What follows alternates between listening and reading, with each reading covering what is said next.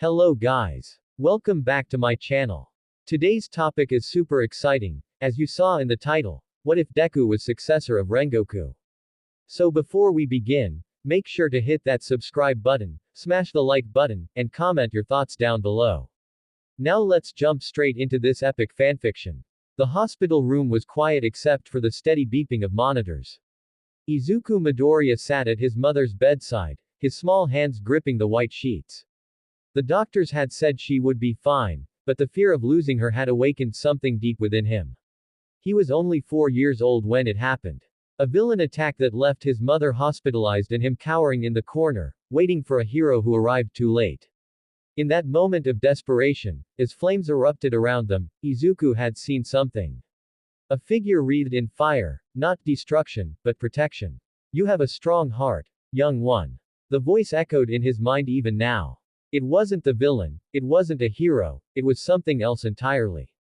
3 days later, Izuku's quirk manifested. But it wasn't like the other children's quirks. When he concentrated, golden flames danced across his fingertips, warm and inviting rather than scorching and dangerous. His mother cried tears of joy, believing her son had finally received his gift. But Izuku knew the truth. This wasn't just a quirk. This was something more. The flames whispered to him at night, carrying stories of a warrior who had lived centuries ago. A swordsman who believed in protecting the weak, who smiled even in the face of death, whose heart burned with an unquenchable flame. Kyojuro Rengoku, the flame Hashira.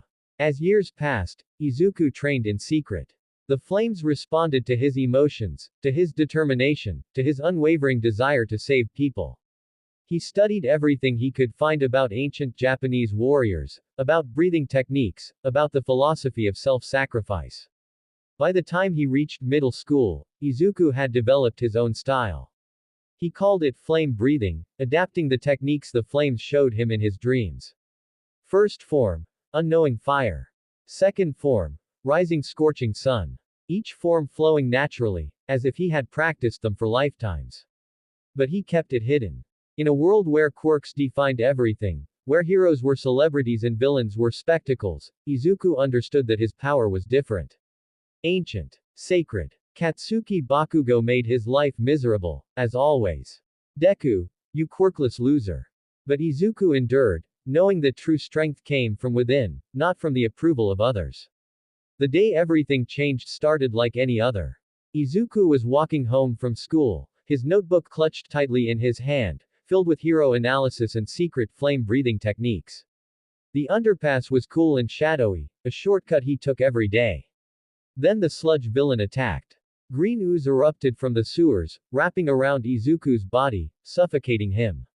A perfect skin suit, the villain laughed, its voice gurgling and wet. Izuku's vision blurred. His lungs burned for air. In that moment, facing death, the flames inside him roared to life. Set your heart ablaze. The voice of Rengoku thundered in his mind. Golden fire exploded from Izuku's body, not with the fury of destruction, but with the warmth of protection. The sludge villain screamed, evaporating in seconds as the flames purified rather than burned. All Might arrived moments later, his massive form blocking out the sun. But he found only Izuku, standing in the center of scorched pavement, golden flames dancing harmlessly across his skin. Young man, are you all right? All Might's voice was concerned, his eyes wide with shock. Izuku extinguished the flames, his body trembling. I'm fine. But he wasn't. He had revealed his power, the secret he had kept for so long. All Might studied him carefully. That was no ordinary quirk. Those flames, they felt different. Older. Izuku looked up at the number 1 hero, and something inside him knew. This was the moment everything would change. Can we talk? All Might said, his expression serious. Somewhere private. They went to the beach, Dagoba Municipal Beach, a wasteland of trash and forgotten dreams. All Might transformed back into his skinny form, revealing the truth of his condition. My time as the symbol of peace is ending. Toshinori Yagi said, his voice weak but determined. I've been searching for a successor, someone worthy of inheriting one for all. But Izuku shook his head. I appreciate it, truly, but I already have a predecessor. He raised his hand, golden flames dancing between his fingers. His name was Kyojuro Rengoku, and he'd passed his will to me across the centuries. Toshinori's eyes widened. The flame Hashira. I thought that was just legend. Legends are truths that time forgot. Izuku said, and in that moment, he sounded far older than his 14 years. Rengoku's spirit chose me, not because I was strong, but because I understood what it meant to protect others at any cost. They talked for hours, about duty, about sacrifice, about what it truly meant to be a hero. Toshinori saw something in this boy, not just power, but the kind of unshakable determination that defined true heroes. Then let me train you. Toshinori offered. Not to give you one for all, but to help you master what you already have. The entrance exam for UA is in 10 months. Let me help you prepare. Izuku agreed, and thus began the most grueling training of his life. Every morning before school, Izuku arrived at Dagoba Beach. Toshinori pushed him harder than he thought possible, not just physical training, but mental and spiritual preparation. The flame-breathing techniques you've developed, they're impressive. Toshinori said during one session. But you're holding back. You're afraid of your own power. It was true. Izuku had always feared that if he let the flames burn too bright, he might hurt someone. The same fear that had kept him hiding his quirk for years. Rengoku never held back. Toshinori continued, his voice firm. Not because he was reckless, but because he trusted himself completely. He knew that his flames would protect, not destroy. That's the difference between power and control. Izuku closed his eyes, feeling the warmth inside him. Set your heart ablaze. Rengoku's voice echoed. He let go of his fear. The flames erupted, golden and magnificent, wrapping around his body like a protective cloak. But this time, they didn't just flicker, they roared with purpose. First form. Izuku's voice was steady, powerful. Unknowing fire. He moved, and the world blurred. His speed had multiplied, his body enhanced by the flames coursing through him. He struck a pile of trash, and it exploded into splinters, not from impact, but from the sheer force of his technique. Toshinori smiled, his eyes bright with pride. There it is. That's the spirit of a true hero. As months passed, Izuku transformed. His body grew stronger, his techniques more refined. He learned to channel the flames not just for offense, but for mobility, for defense, for healing minor wounds. He developed new forms, building on the foundation Rengoku had given him. Third form, Blazing Universe. A spinning technique that created a whirlwind of protective flames. Fourth form, Blooming Flame Undulation. A flexible attack that could strike from multiple angles. But more importantly, he learned the philosophy behind flame breathing. A flame that burns bright but brief is worth more than embers that linger. Rengoku's words guided him. Live fully, fight honorably, protect unconditionally. The entrance exam arrived faster than Izuku expected. UA High School loomed before him, massive and imposing. Students with flashy quirks surrounded him, confident and eager. Izuku felt the familiar nervousness creeping in. Then he remembered Toshinori's final words. You are the successor of Rengoku, carry that legacy with pride. The written exam was straightforward, years of hero analysis made it easy. But the practical exam would be different. President Mike's voice boomed across the orientation hall, explaining the rules. You'll face robot villains, worth different points, destroy as many as you can in 10 minutes. Izuku was assigned to Battle Center B, away from Bakugo, which was probably for the best. The gates opened, and chaos erupted. Students rushed forward, unleashing their quirks in spectacular displays. Explosions, ice walls, energy beams, UA's robots were formidable, but the examinees were determined. Izuku took a deep breath, centering himself. Total concentration breathing, flame breathing. Golden flames erupted across his body, not wild or uncontrolled, but focused and purposeful. He moved with inhuman speed, his body a blur of motion. First form, Unknowing Fire. He struck a one-pointer, and it crumpled instantly, melting from the intensity of his flames. Second form, Rising Scorching Sun. An upward slash that bisected a two-pointer cleanly. Other students stopped to watch, mesmerized by the golden flames dancing around this unassuming boy. But Izuku wasn't showing off, he was hunting efficiently, moving through the battle center like a protective flame, clearing threats methodically. He had accumulated 43 points when the ground began to shake. The zero-pointer emerged, massive and terrifying, a skyscraper-sized robot designed to make students flee. Its shadow fell across the battlefield, and most examinees ran. But Izuku heard a cry. A girl was trapped, her leg caught under debris, directly in the zero-pointer's path. Other students had already abandoned her, prioritizing their own scores. Izuku's heart blazed. Set your heart ablaze. He didn't think, didn't calculate, didn't hesitate. He ran toward the danger, toward the girl who needed help, because that's what heroes did. The zero-pointer's massive arm descended, ready to crush everything in its path. Izuku's flames exploded to life, brighter than ever before, golden and magnificent. Ninth form. His voice rang out, clear and determined. Rengoku. This was his own creation, a technique born from months of training, from understanding Rengoku's final moments, from accepting the weight of his legacy. He jumped, flames propelling him upward with incredible force. His body spun, gathering momentum, concentrating all his power into a single point. The flames took shape, forming a massive golden blade, ethereal and burning with righteous fury. Eternal flame. He struck the zero-pointer's core, and the world turned gold. The explosion of flame wasn't destructive, it was purifying. The robot didn't explode or crumble, it simply stopped, its systems overwhelmed by the sheer intensity of concentrated flame energy. Izuku landed, smoke rising from his body, his clothes singed but intact. The entire battle center had gone silent. He rushed to the trapped girl, using a controlled burst of flame to melt the debris without harming her. Are you okay? His voice was gentle, concerned.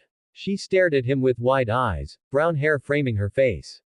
You saved me. That's what heroes do. Izuku said simply, helping her stand. President Mike's voice crackled over the speakers, announcing the end of the exam. But no one moved, everyone was still processing what they had just witnessed. A boy with flames unlike anything they had seen before, who had stopped a zero-pointer not with raw power, but with technique, with purpose, with heart. Recovery girl arrived moments later, healing the injured girl with her quirk. She looked at Izuku carefully, noting the strange burns on his arms, not from external fire, but from pushing his own flames too far. Young man, you need medical attention, she said sternly. But Izuku just smiled, that same warm smile that Rengoku had been famous for. I'm fine. I just need to rest. As he walked toward the exit, other examinees parted, their expressions a mixture of awe and respect. One girl with pink skin called out, "Hey, what's your name?" Izuku turned, his green eyes bright with determination. Izuku Midoriya. But you can call me Deku. Those flames, a boy with red hair said. What kind of quirk is that? It's not just a quirk. Izuku said quietly. It's a legacy. A promise to protect others, no matter the cost.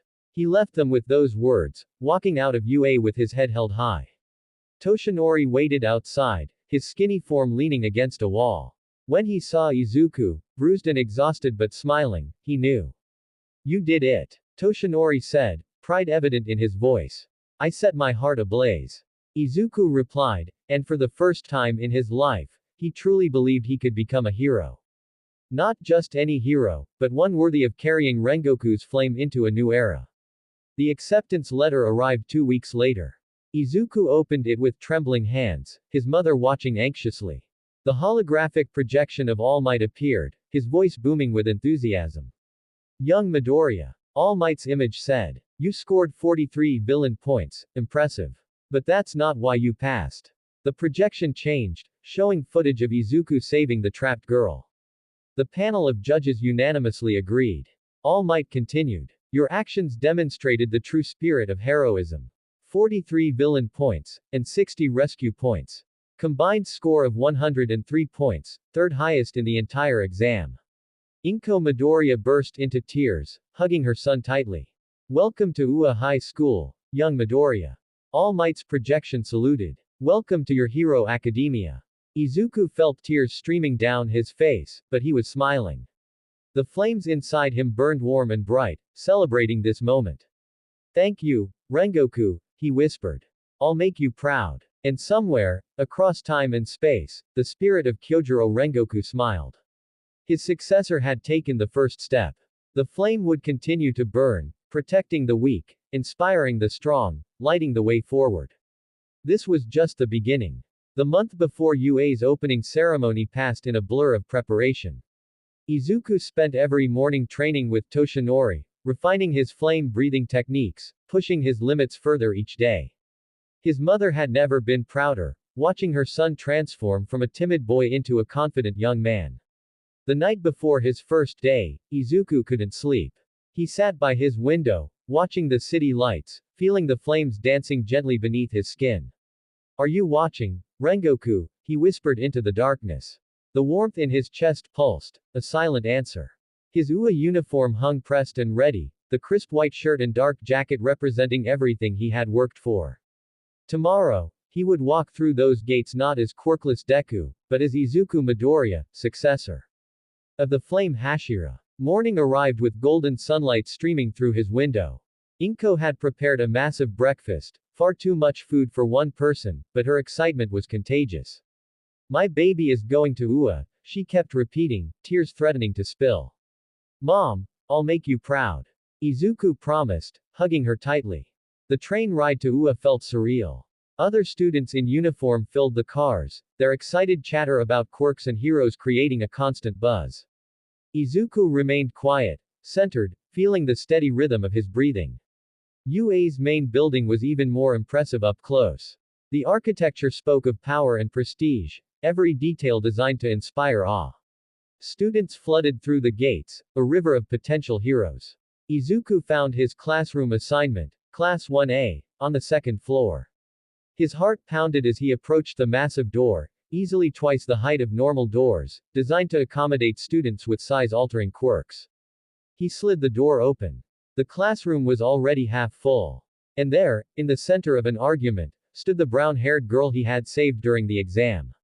"You should remove your feet from the desk," she was saying sternly to a blonde boy who looked thoroughly uninterested. "Such behavior is disrespectful to our upperclassmen and the craftsmen who made these desks." The blonde boy, with his feet still firmly planted on the desk, gave her a dismissive look. "And who made you the manners police?" Izuku recognized her earnest expression, the same determination she had shown even while trapped during the exam. He was about to enter when she noticed him. "Oh." Her face lit up with recognition. "You're the one who saved me." She rushed over, her hand extended.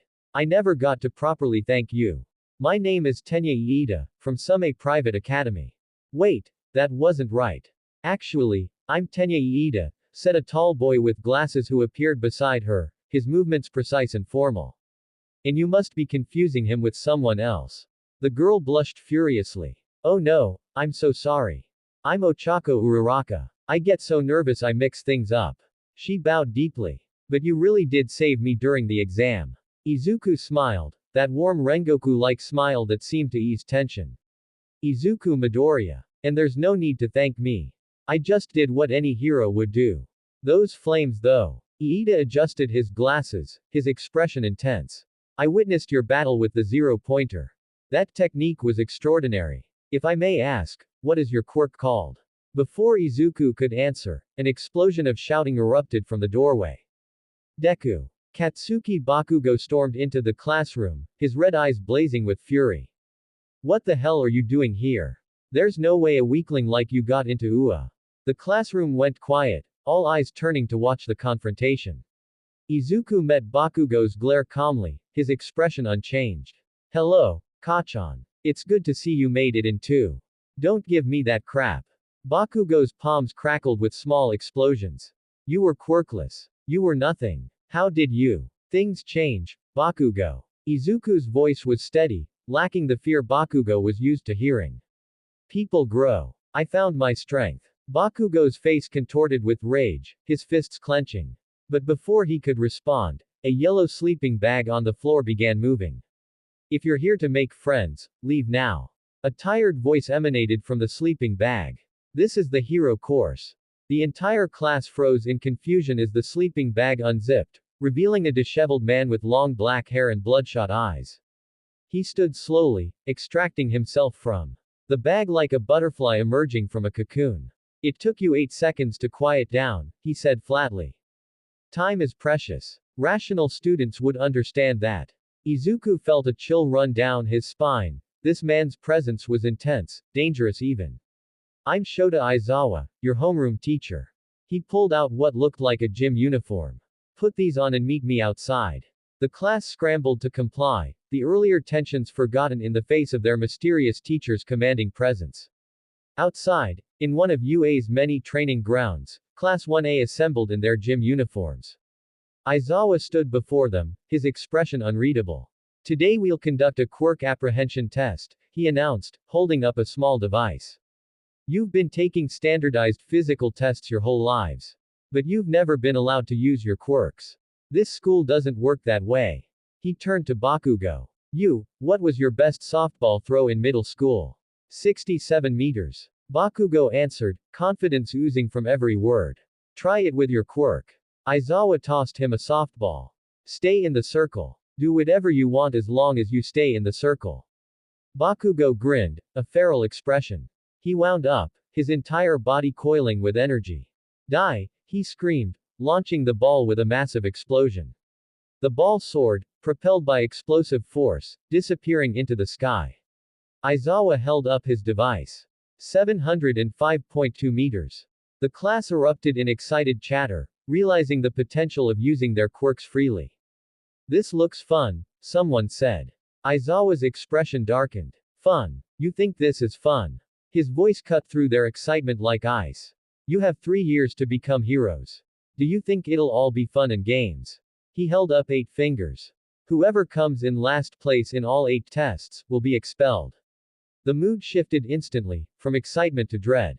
But that's not fair. Uraraka protested. Natural disasters, villain attacks, catastrophes whose time and place can't be predicted. Aizawa's eyes were cold. Hardships and irrationality. That's what defines true heroism.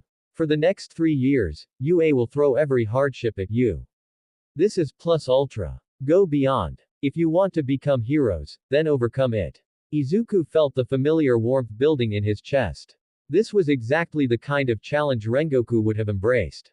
First test, 50-meter dash. Students lined up in pairs, their quirks creating spectacular displays. One boy with engines in his calves completed his run in just over 3 seconds. A girl with frog-like features used powerful legs to leap most of the distance. Izuku was paired with a boy who had a tail. Good luck, the boy said nervously. You too. Izuku responded, taking his position at the starting line. The signal fired. Total concentration, flame breathing. Izuku whispered. Golden flames erupted from his feet, propelling him forward with explosive speed. He didn't just run, he flew, his body a blur of motion and fire. The finish line came almost instantly. 2.98 seconds. The measuring device announced. The entire class stared in shock. It was faster than the engine quirk boy. What kind of speed quirk is that? Someone whispered. But Aizawa was watching carefully, his eyes narrowed. Those weren't normal flames. There was something ancient about them, something that defied simple categorization. The tests continued: grip strength, standing long jump, sustained sideways jumps, each one revealing the incredible variety of quirks in Class 1A. During the grip strength test, Izuku wrapped his hands in controlled flames, the heat and energy allowing him to achieve 540 kilograms. Not the highest, but impressive. For the standing long jump, he used a burst of flame propulsion to clear the entire sandbox. But it was the ball throw that drew the most attention. Izuku stepped into the circle, feeling the weight of the softball in his hand. Around him, his classmates had thrown impressive distances. Uraraka had achieved infinity by making the ball weightless. Bakugo's explosive throw still held the record at 705 meters. He closed his eyes, centering himself. This isn't about competing, he thought. This is about showing what flame breathing can do. Total concentration, flame breathing, fourth form. Golden flames spiraled around his arm, condensing into a tight vortex of power. He wound up, his entire body moving in perfect harmony, each muscle coordinated by breathing and focus. Blooming flame undulation. He threw. The ball didn't just fly, it blazed through the sky like a comet, trailing golden fire, accelerating rather than slowing. The flames provided continuous propulsion, pushing the ball further and further. Aizawa's device kept climbing, 800, 900, 1000. The ball finally landed, over 1,200 meters away. The class erupted in shocked exclamations. 1,237.4 meters. Aizawa announced, his expression unchanged. Bakugo's face contorted with rage. No way. There's no way, Deku. But Izuku wasn't celebrating. He simply nodded respectfully to Aizawa and returned to his place in line, his demeanor humble despite the incredible feat. The tests concluded, and Aizawa displayed the final rankings on a holographic screen. First place, Momo Yaoyorozu, her creation quirk allowing versatility across all tests. Second place, Shoto Todoroki, the boy with half-white half-red hair who had barely spoken, his ice quirk incredibly powerful. Third place, Izuku Midoriya. Bakugo had placed fourth, his face a mask of barely controlled fury. And the expulsion, Aizawa said, letting the tension build, was a logical ruse to bring out your best performances. The class collectively exhaled, relief washing over them. But Izuku noticed Aizawa's eyes lingering on him, analytical and suspicious. Midoriya, stay behind for a moment. Aizawa said as the class began heading back. Izuku approached his teacher, his heart steady despite the summons. Those flames. Aizawa said quietly, his usual tired expression replaced by intense focus. They're not like any quirk I've seen. When I tried to erase your quirk with my own, nothing happened. Izuku had noticed Aizawa's hair standing up during one of his throws, the telltale sign of his erasure quirk activating.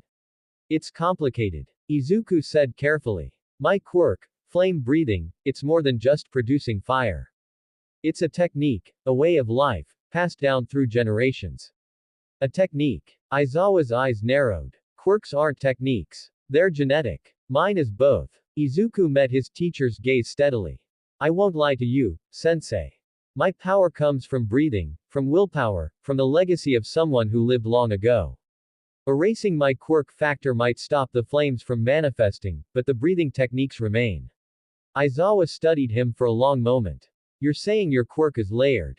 Physical and technical. Yes. Izuku confirmed. Interesting. Aizawa finally said. Keep training. But be careful. Power without control leads to disaster. I understand. Izuku bowed respectfully. Thank you, sensei. As he walked back to the changing rooms, Izuku felt the weight of scrutiny. Aizawa wasn't the only one watching him now. He had made an impression, both positive and dangerous. Inside the changing room, several classmates approached him immediately. Midoriya, right. The red-haired boy extended his hand. I'm Eijiro Kirishima. That flame quirk of yours is so manly. A boy with black hair and tape-like elbows grinned. Hanta Siro. Seriously, those golden flames are awesome. Even the blonde boy from earlier, who had his feet on the desk, sauntered over. Denki Kaminari. So can you control how hot those flames get?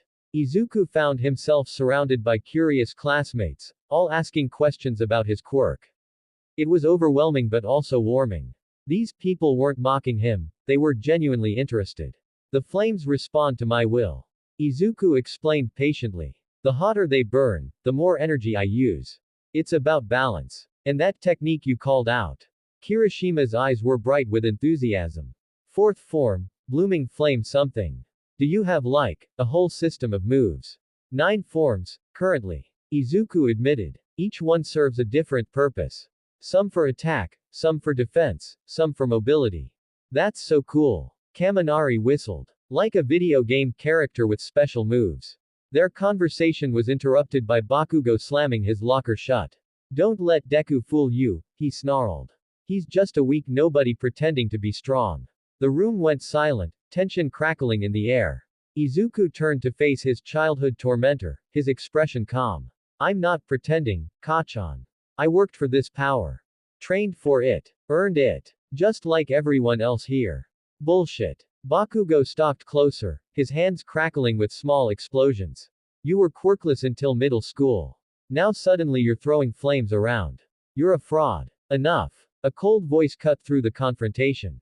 Todoroki, the dual quirk user, stepped between them, his heterochromatic eyes icy. We're all here because we passed the same test. Whether you like it or not, Midoriya earned his place. Bakugo looked ready to explode, Literally, but Kirishima placed a hand on his shoulder. Come on, man. Let's grab lunch. First day and all. After a tense moment, Bakugo shrugged off the hand and stormed out. Todoroki turned to Izuku, his expression unreadable. Your flames. They're different from normal fire quirks. Purer somehow. Thank you. Izuku said, noting the intensity in Todoroki's gaze. Your ice is incredibly precise. You must have excellent control. I only use ice. Todoroki said flatly. The fire sighed. I don't use it. Before Izuku could ask why, Todoroki walked away, leaving him puzzled. Lunch in the UA cafeteria was an experience in itself. The food was prepared by the Hero Lunch Rush, each meal crafted with care and nutrition in mind. Izuku sat with Uraraka and Iida, the three of them forming a natural group. Your quirk is amazing, Deku. Uraraka said, then covered her mouth. Oh, I'm sorry. Is it okay if I call you that? I heard that blonde boy say it. Izuku smiled warmly. It's fine. I've reclaimed it. It used to mean useless, but now, to me, it means you can do it. That's so positive. Uraraka's eyes sparkled. I love it. Midoriya. Iida leaned forward, his expression serious. Your flame-breathing techniques. Are they family-based? A hereditary fighting style? Something like that. Izuku said carefully. More like, inherited will. Someone from the past chose me to carry on their legacy. Fascinating. Iida adjusted his glasses. My family has been heroes for generations. But we don't have formalized techniques like you do. Perhaps I should develop my own. Their conversation continued, building the foundations of friendship. The afternoon brought academic classes, hero basic training would come later in the week.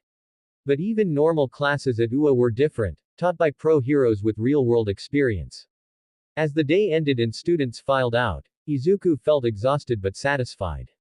His first day at UA had exceeded expectations, challenges met, connections formed, his path forward clearer. Walking to the train station, he felt the flames inside him burning contentedly, warm and steady. How did I do, Rengoku? He whispered. The warmth pulsed, approval radiating through his chest.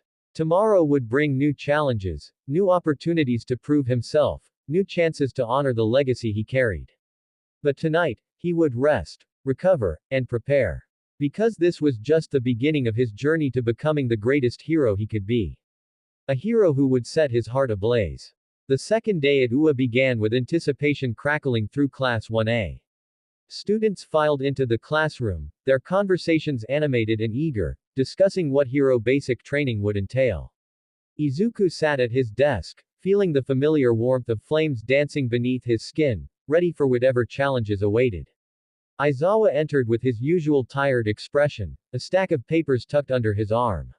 Morning. Today you'll have 4 periods of academic classes, then hero basic training in the afternoon. He paused, letting the excitement build. The instructor for that class will be. The door exploded open. I am. A booming voice filled the room. Coming through the door like a normal person. All Might stood in the doorway, his massive form barely fitting through the frame, dressed in his Silver Age costume. The class erupted in excited shouts. Seeing the number 1 hero in person was still surreal. All Might, multiple students screamed simultaneously. He's really going to teach us. Uraraka's eyes sparkled with admiration. Izuku felt a warm surge of pride, knowing the truth behind All Might's presence, the connection they shared through training. Hero Basic Training. All Might announced, striding to the front of the classroom. The class that'll put you through all sorts of special training to mold you into heroes. No time to dally. Today's activity is this. He held up a card with a single word written in bold letters. Battle. The class leaned forward, intensity radiating from every student. And for that, you'll need these. All Might pressed a button, and compartments emerged from the classroom wall, each labeled with a number. In accordance with the quirk registry and the requests you sent in before school started. Our hero costumes, someone whispered in awe. That's right. All Might's smile was blinding. Get suited up and meet me at Training Ground Beta. The changing rooms buzzed with excitement. Izuku opened his case carefully, revealing the costume he had designed with Toshinori's help. Deep crimson and gold, colors that honored Rengoku's legacy, with a flowing Haori jacket emblazoned with flame patterns. The base was a black bodysuit, flexible and heat-resistant, designed to withstand the intensity of his flames. Over it, reinforced crimson armor plates protected his chest and shoulders, lightweight but durable. His hands were wrapped in specialized gloves that enhanced his grip without restricting movement. But the centerpiece was the haori, a traditional Japanese jacket that flowed behind him like living fire, golden flames embroidered across deep red fabric. On the back, a single kanji character, yan, flame. He tied a white headband around his forehead, keeping his wild green hair in check, and attached a simple belt that held nothing but his determination. Looking in the mirror, Izuku barely recognized himself. He looked like a warrior from another era, a bridge between ancient traditions and modern heroism. Whoa, Midoriya. Kirishima emerged in his costume, a simple but effective outfit with a red riot helmet. You look like a samurai or something. That's the idea, Izuku said, adjusting his haori. Kaminari appeared in his black jacket with a white lightning bolt. Dude, the flames on that jacket are sick. Even Todoroki paused, his own costume a simple white and dark blue design. It suits you, he said quietly before moving on. Only Bakugo scowled, his grenade gauntlet costume making him look aggressive and powerful. TCH. All that flashy crap won't make you stronger, Deku. Training Ground Beta was an urban environment, complete with buildings, streets, and alleyways. Class 1A assembled in their costumes, a colorful array of designs reflecting their individual quirks and personalities. All Might stood before them, his presence commanding. Now then, shall we begin? Today's training is battle training. He pulled out a script, reading from it carefully. This'll be an indoor battle trial. Villain cleanup is usually seen out in the open, but statistically, the better part of villain fights take place indoors. Most acts of villainy are done in the shadows. He held up 2 fingers. For this training, you'll separate into villain and hero groups. And fight 2-on-2 indoor battles. Wait, no basic training first? Suyu Asui asked, her finger on her chin. This is a real battle to understand those basics. All Might explained. The situation is this, the villains have hidden a nuclear weapon somewhere in their hideout. The heroes must catch the villains or secure the weapon within the time limit. The villains must capture the heroes or protect the weapon. He pulled out lots, white for heroes, black for villains. Teams will be decided by drawing lots. All Might announced. Ida's hand shot up. Shouldn't we pair up based on experience or quirk compatibility? In the field, you'll often have to team with heroes you don't know well. All Might explained. Pure chance can be a great equalizer. The lots were drawn, teams assembled randomly. Team A, Izuku and Uraraka. Team B, Todoroki and Mezzo Shoji. Team C, Yaoyorozu and Mineta. Team D, Bakugo and Iida. The assignments continued until all teams were formed. First match. All Might reached into separate boxes. Team A is heroes. Team D is villains. Izuku's blood ran cold, he would be facing Bakugo. The look on Bakugo's face was pure malicious joy. Finally. I get to crush you, Deku. All Might either didn't notice the tension or chose to ignore it. Team A, you have 5 minutes to strategize outside. Team D, head inside and prepare your defense. Inside the observation room, the rest of Class 1A gathered around monitors showing multiple camera angles of the building. Izuku stood with Uraraka in the staging area, his mind racing through strategies. Okay. Uraraka said nervously. So we need to either capture them or reach the weapon. What's our plan? Izuku closed his eyes, centering himself with breathing techniques. Bakugo knows how I used to fight, hesitant and defensive. He'll expect me to hold back. He opened his eyes, determination blazing. So we won't. You focus on reaching the weapon, I'll handle Bakugo. But, Uraraka looked worried. You two clearly have history. Will you be okay? Izuku's smile was warm, reassuring. I'm not the same person I was in middle school. Trust me. The signal blared, beginning the exercise. They entered the building cautiously, Izuku's flames flickering around his hands, providing light in the dim corridors. Stay behind me, he whispered to Uraraka. Bakugo will come for me first. He was right. An explosion ripped through the hallway, Bakugo launching himself from around a corner, his face twisted with rage. Deku. Go. Izuku pushed Uraraka toward the stairs. Find the weapon. She hesitated only a moment before running, trusting her partner. Bakugo's gauntlet swung, releasing a massive explosion that would have obliterated a normal student. But Izuku was ready. First form, unknowing fire. He moved, a blur of crimson and gold, flames propelling him to the side with inhuman speed. The explosion passed harmlessly through empty space. Stop running. Bakugo snarled, launching another attack. I'm not running, Kachan. Izuku's voice was calm, centered. I'm fighting. He countered, not with a flame attack, but with pure technique. His body moved like water, like fire, flowing around Bakugo's explosive assault. Every movement was precise, efficient, wasting no energy. In the observation room, the class watched in stunned silence. Midoriya is completely dodging everything. Kirishima whispered. His movement. Aizawa's eyes narrowed. It's not random. Every step is calculated, every dodge flows into the next position. All Might watched with a mixture of pride and concern, knowing the history between these two students. Back in the building, Bakugo's attacks grew more desperate, more violent. Fight back, Deku. Stop making a fool of me. This isn't about making a fool of anyone. Izuku said, his haori billowing as he dodged another explosion. This is hero training, Kachan. We're supposed to be learning. I don't need to learn anything from you. Bakugo reached for the pin on his grenade gauntlet, the one that stored his sweat for a massive explosion.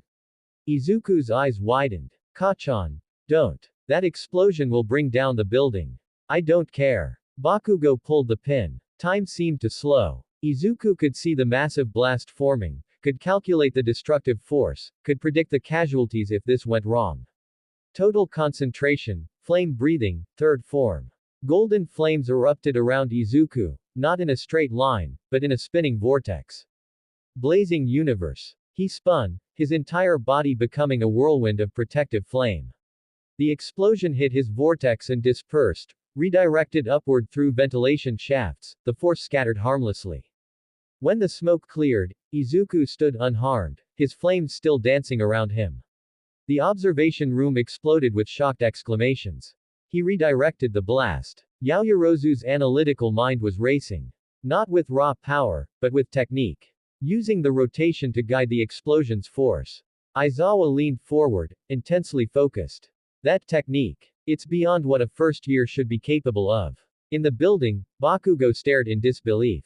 How? How did you? I told you, Kachan.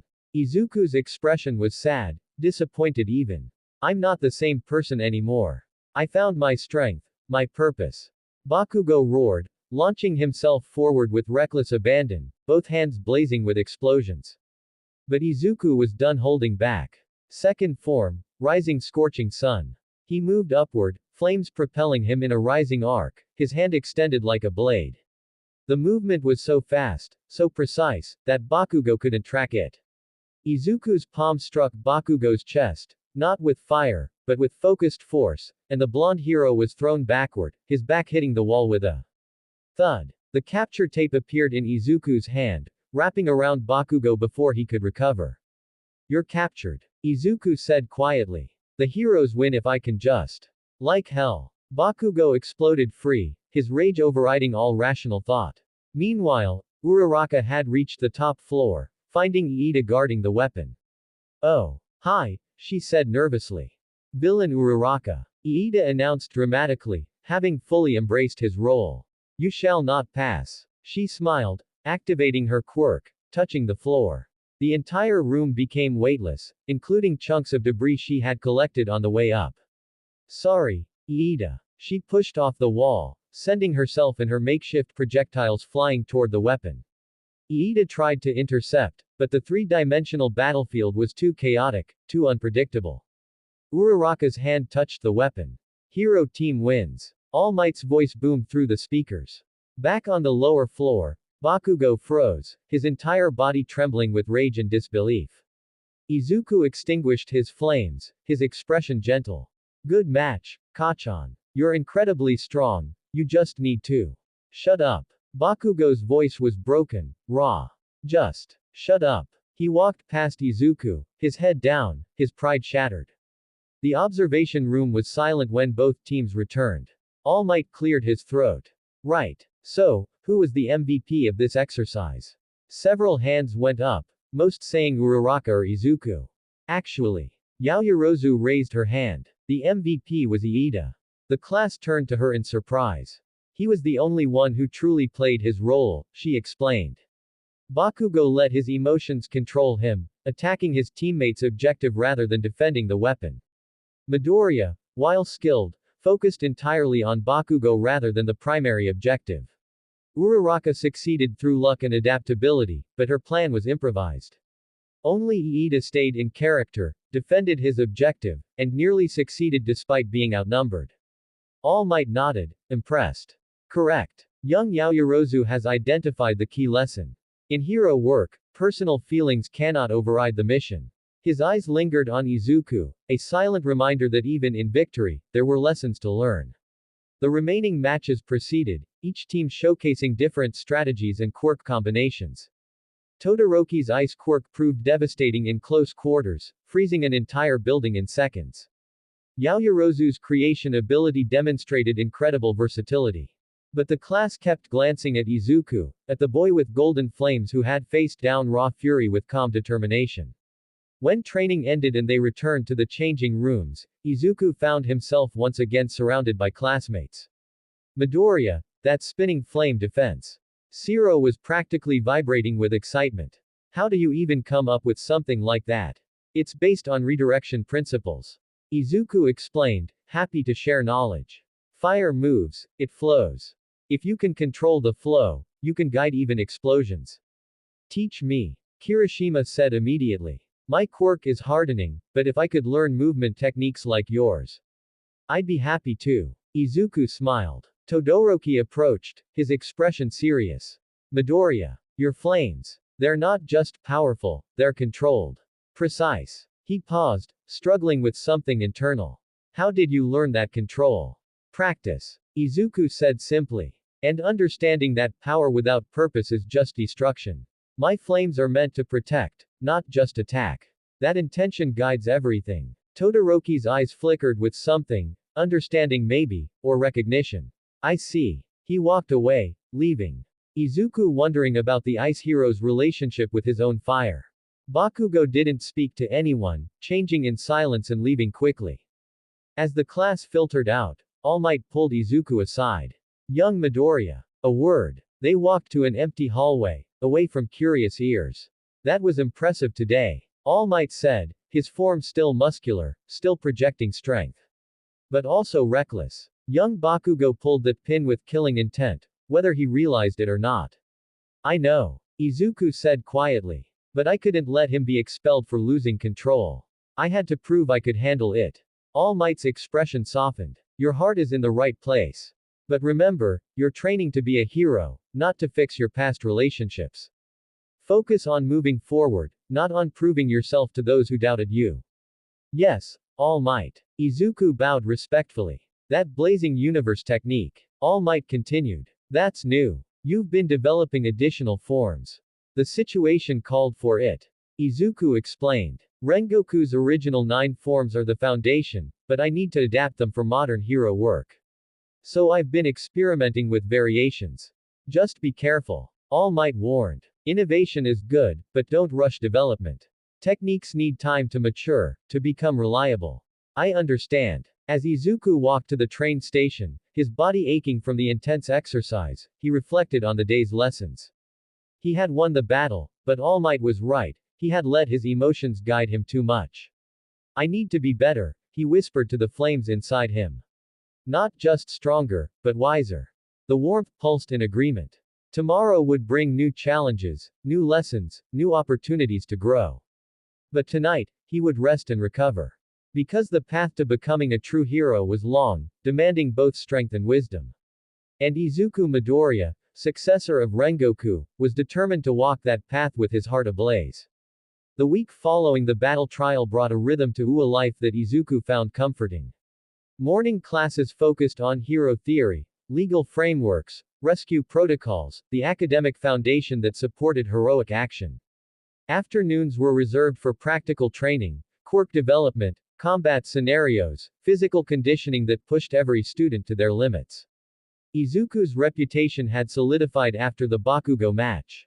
Students who had dismissed him as just another hopeful now watched with respect, curiosity, sometimes envy. The boy with golden flames who moved like a warrior from another era had captured everyone's attention. But not all attention was welcome. During lunch on Thursday, Izuku sat with his usual group, Uraraka and Iida, their table near the cafeteria windows. The food was excellent as always, lunch rushes curry rice steaming and perfectly spiced. Midoriya. Iida adjusted his glasses, his expression serious as always. I've been analyzing your movement patterns during the battle trial. Your footwork defies conventional quirk-enhanced mobility. It's more akin to traditional martial arts. That's because it is. Izuku said, taking a bite of curry. Flame breathing isn't just about producing fire. It's a complete fighting system, breathing techniques that enhance physical abilities, movement forms that maximize efficiency. So cool. Uraraka said, her eyes sparkling. It's like you're a ninja and a hero combined. Their conversation was interrupted by a commotion near the entrance. Students were crowding around something, their voices rising in excitement and concern.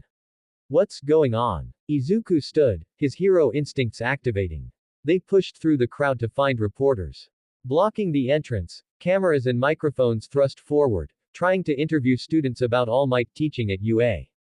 Just one comment about All Might's teaching methods. A reporter called out. How does it feel to be taught by the number one hero? Another shouted. The UA security system activated, President Mike's voice booming through speakers. Members of the press, please exit the premises immediately. You are violating school security protocols. But the reporters persisted, desperate for any information about All Might's unprecedented role as a teacher. Izuku felt uneasy. Something about this felt wrong, coordinated, as if the media frenzy was cover for something else. Later that afternoon, during Hero Basic training with All Might, the feeling persisted. Today's lesson. All Might announced to the class assembled at Training Ground Gamma. Rescue training. You'll be learning how to handle disaster scenarios, how to save civilians while managing your own safety. The class buzzed with excitement. Rescue work was the heart of heroism. However, All Might continued, his expression unusually serious. Due to scheduling, we'll be conducting this training at a different facility. The Unforeseen Simulation Joint, or USJ for short. Sounds like Universal Studios Japan.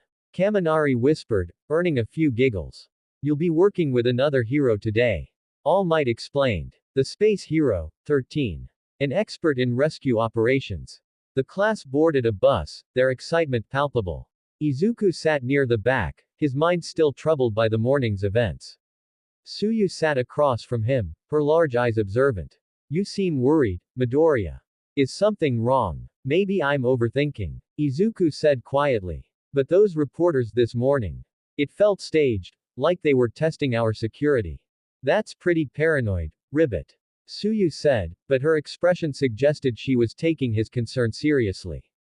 The bus ride continued, students chatting about their quirks and aspirations.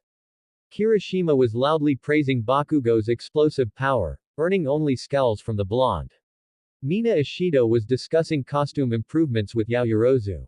Izuku listened quietly, feeling the flames inside him flickering with unusual agitation.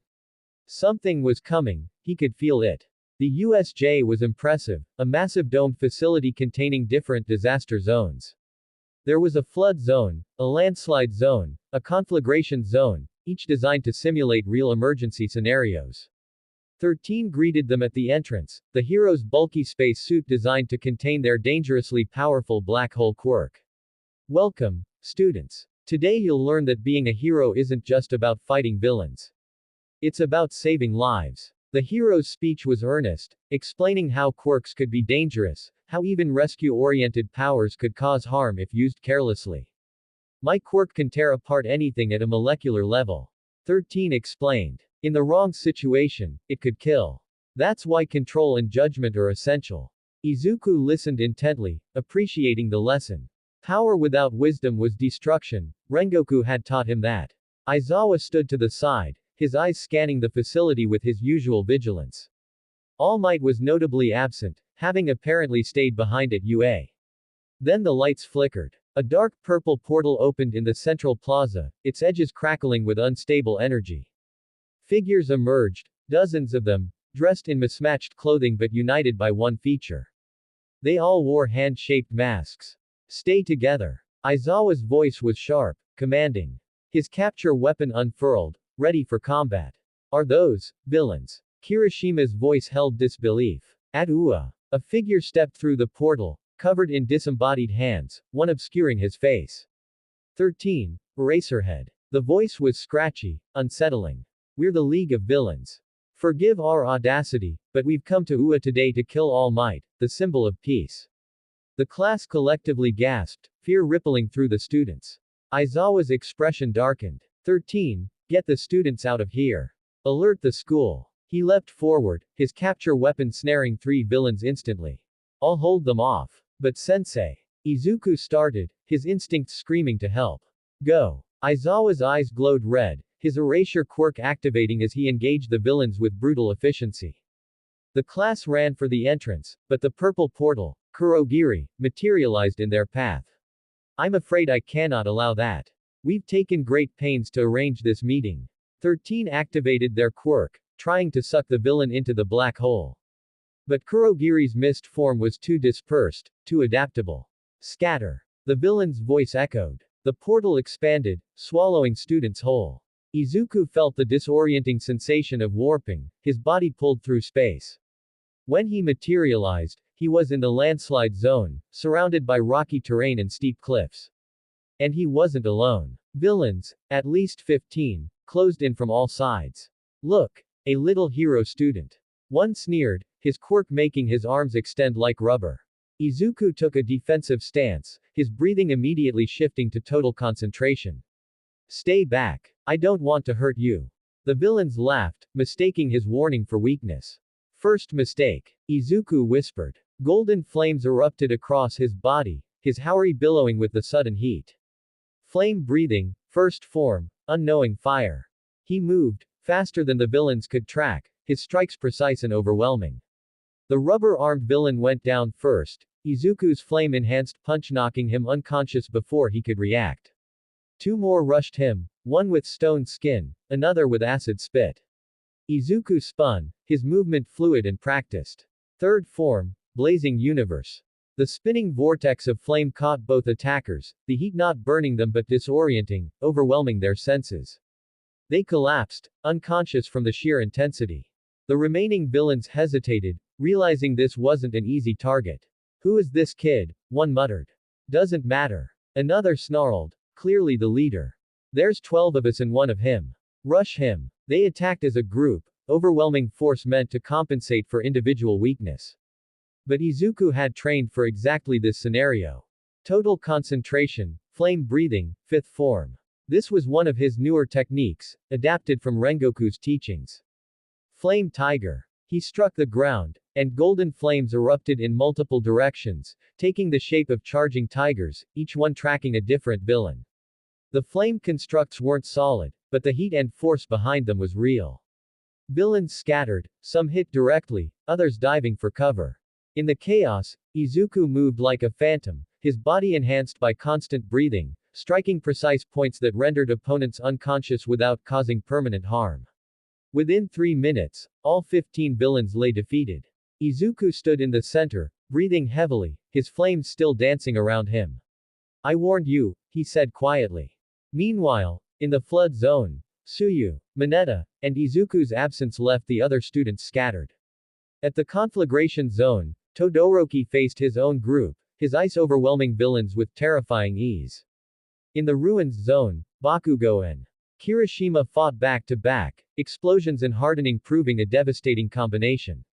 But at the central plaza, Aizawa was struggling. The hand-covered villain, Tamura Shigaraki, watched with interest as Eraserhead fought. He's good. But he can't erase the quirks he can't see. And there's so many of them.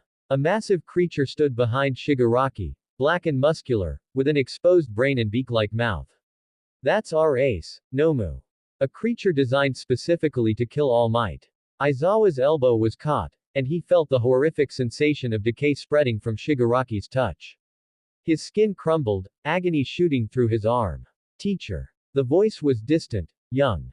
Shigaraki turned, seeing students emerging from various zones, having defeated their assigned villains.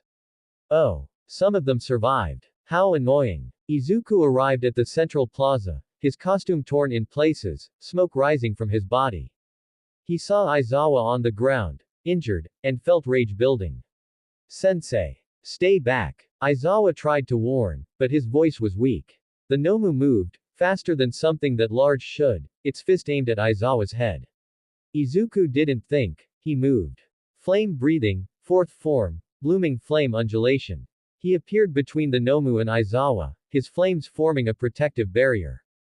The Nomu's fist hit the barrier, and for a moment, flame and force contested. Then Izuku was thrown backward, the Nomu's strength far exceeding anything he had faced. Interesting. Shigaraki scratched his neck compulsively. You've got some power, kid. But Nomu here was designed to fight All Might. You're not even close. The Nomu advanced, its movements mechanical and relentless. Izuku stood, his body aching, but his resolve unshaken. I don't need to beat you, he said, flames igniting brighter. I just need to protect my teacher until help arrives. Bold words. Shigaraki giggled, a disturbing sound. Let's see how long you last. The Nomu attacked, a flurry of strikes that Izuku barely dodged. Each punch cratered the ground, each movement carried enough force to pulverize concrete. Second form, rising scorching sun. Izuku countered, his flame-enhanced strike hitting the Nomu's chest. But the creature didn't even flinch, its shock absorption quirk negating the impact. It's useless. Shigaraki taunted. Nomu has multiple quirks: shock absorption, regeneration, enhanced strength. It's the perfect anti-All Might weapon. Izuku's mind raced, analyzing the situation. If physical attacks didn't work, if the creature could regenerate, he needed a different approach. Total concentration, flame breathing, sixth form. This technique was risky, it required channeling all his flames internally, superheating his own body to move at maximum speed. Scorching crimson mirror. He became a blur, moving so fast the Nomu couldn't track him. But he wasn't attacking, he was positioning, placing flame marks at strategic points around the creature. What is he doing? Shigaraki wondered. Izuku completed the circle, 12 flame marks surrounding the Nomu. Seventh form, sunflower thrust. All 12 marks activated simultaneously, beams of concentrated flame converging on the Nomu from every angle. Not to damage, but to contain, to overwhelm its regeneration with continuous heat. The Nomu roared, caught in the blazing prison. But it was only temporary, Izuku could feel his stamina draining rapidly. Maintaining 12 simultaneous flame points was beyond his current limit. Then the entrance doors exploded inward. I am here. All Might arrived, his form radiating fury, his usual smile replaced by cold determination. All Might. Izuku's relief was palpable. Young Midoriya. All Might's voice carried both pride and concern. Well done holding them off. Now stand back, and watch a pro work. The symbol of peace entered the battle, and everything changed. His speed was incomprehensible, his power absolute. He rescued the scattered students, regrouped them near the entrance, and returned to face the Nomu in seconds.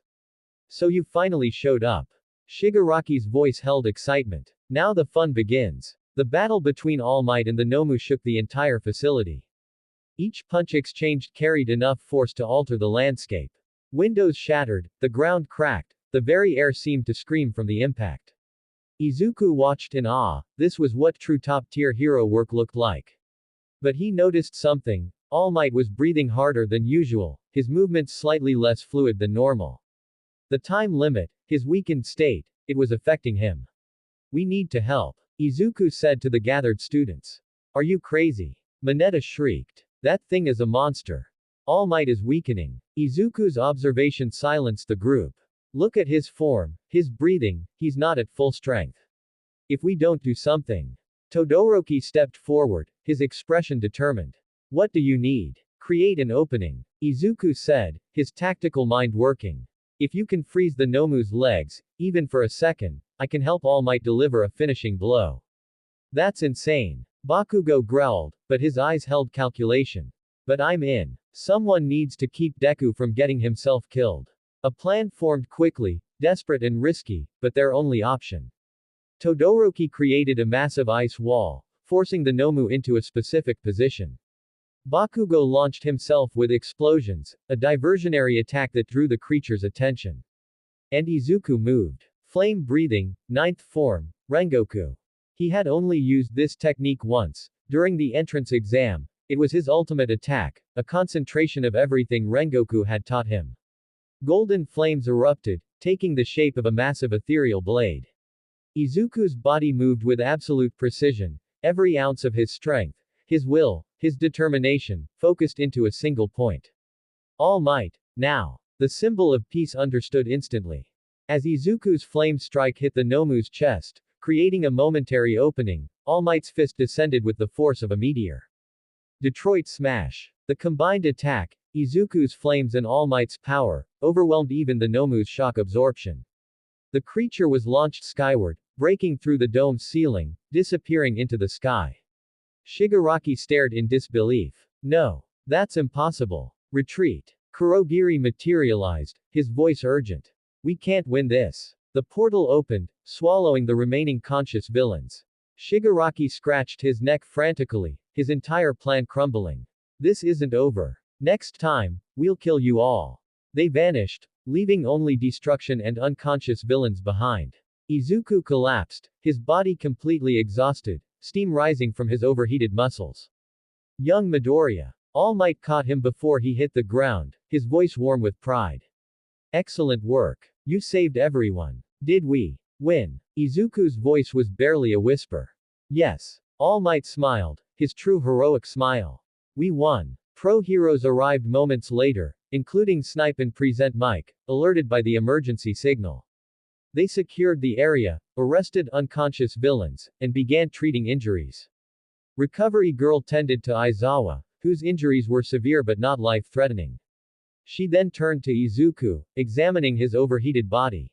Foolish boy. You pushed yourself too far. Another minute and you would have cooked yourself from the inside. But everyone's safe. Izuku said, his smile reminiscent of Rengoku. Recovery Girl couldn't help but smile back. Yes, they are. Now rest. You've earned it. As students were evacuated, police statements taken, the reality of what happened settled over everyone. They had been attacked, at Ua, by organized villains specifically targeting All Might. The Age of Peace was showing cracks. But they had survived, fought back, protected each other. And Izuku Midoriya, the boy with flames from another era, had proven that legacy and determination could stand against overwhelming darkness. His heart had blazed, and everyone had seen it. The days following the USJ attack were unlike anything UA had experienced in its storied history. The media descended upon the school like vultures, cameras flashing, reporters demanding answers about how villains had breached Japan's most prestigious hero academy.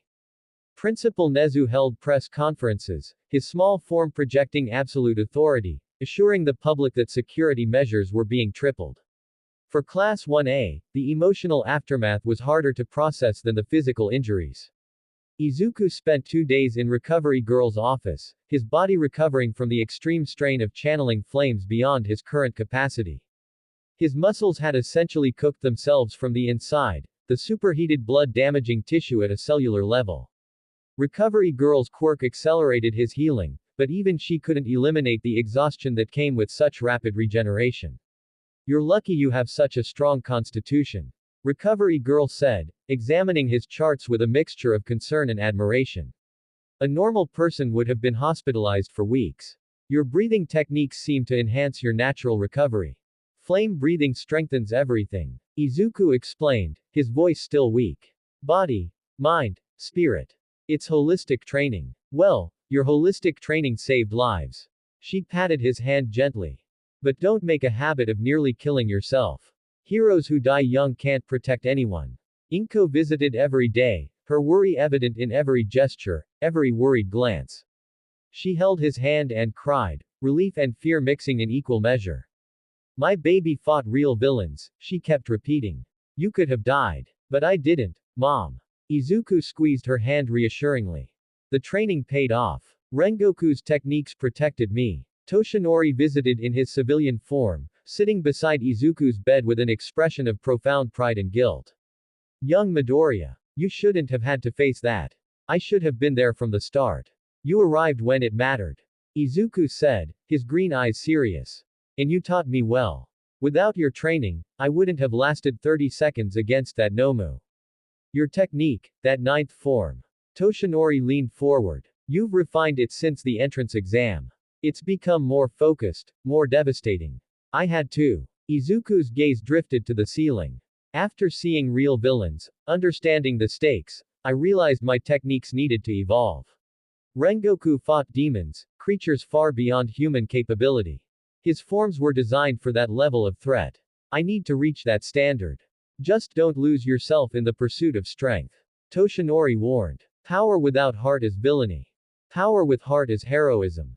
Never forget which one you're pursuing. Set your heart ablaze. Izuku whispered, feeling the familiar warmth pulse in his chest. I won't forget. Other classmates visited throughout his recovery. Uraraka brought flowers and nervous chatter, apologizing for being separated during the attack, thanking him for helping everyone. Iida arrived with get-well cards and earnest speeches about duty and friendship. Even Kirishima and Kaminari stopped by, their usual energy subdued by genuine concern. But the most unexpected visitor was Todoroki. The dual quirk user entered the infirmary quietly, his heterochromatic eyes unreadable. He stood at the foot of Izuku's bed for a long moment before speaking. Your flames. Todoroki finally said. You use them without hesitation, without fear. How? Izuku studied him carefully, noting the tension in Todoroki's shoulders, the way his left side seemed to radiate cold even at rest. Because they represent something good to me. Izuku answered honestly. Fire can destroy, but it can also warm, protect, inspire. It's about intention. Todoroki's fists clenched. My fire. It's a curse. A reminder of someone I refuse to become. Your father. Izuku said softly, having done research on Endeavor, the number 2 hero known for his flame-based quirk and aggressive methods. I don't want to talk about him. Todoroki's voice was cold, final. But then he hesitated. But watching you fight, using flames to protect rather than dominate. It made me think. He turned to leave, then paused at the door. Thank you, Midoriya, for showing me a different way to see fire. He left before Izuku could respond, but the encounter lingered in Izuku's mind. Todoroki was struggling with his own relationship with flame, and perhaps Izuku could help him find peace. On the third day, Recovery Girl declared Izuku fit to return to class. But no extreme quirk usage for at least a week, she warned sternly. Your body needs time to fully recover. Light training only. Yes, ma'am. Izuku promised, though he already planned to continue his breathing exercises, they were as natural to him as regular breathing now.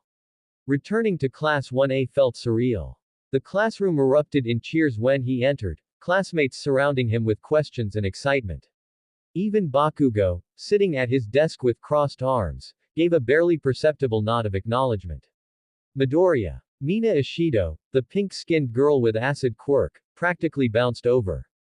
That thing you did with the flame prison, so cool. Can you teach me how to use my acid like that? The principle is containment rather than destruction. Izuku explained, happy to share knowledge. Your acid could definitely be adapted for similar techniques. Aizawa entered, his arms wrapped in bandages, his face showing bruises and healing cuts. But his eyes were as sharp as ever. Settle down. His voice cut through the chatter. We have announcements. The class quickly took their seats, their respect for their injured teacher evident in their immediate compliance. First, regarding the attack. Aizawa's expression was grim. The investigation is ongoing. The villains called themselves the League of Villains, a previously unknown organization. Their goal was specifically to kill All Might. Shocked murmurs rippled through the classroom. Second, despite this incident, the UA Sports Festival will proceed as scheduled. This announcement caused even more dramatic reactions, excitement mixing with concern. But Sensei. Kaminari raised his hand. Isn't it dangerous? What if they attack again? The sports festival is too important to cancel. Aizawa explained. It's where heroes are scouted by agencies, where futures are decided.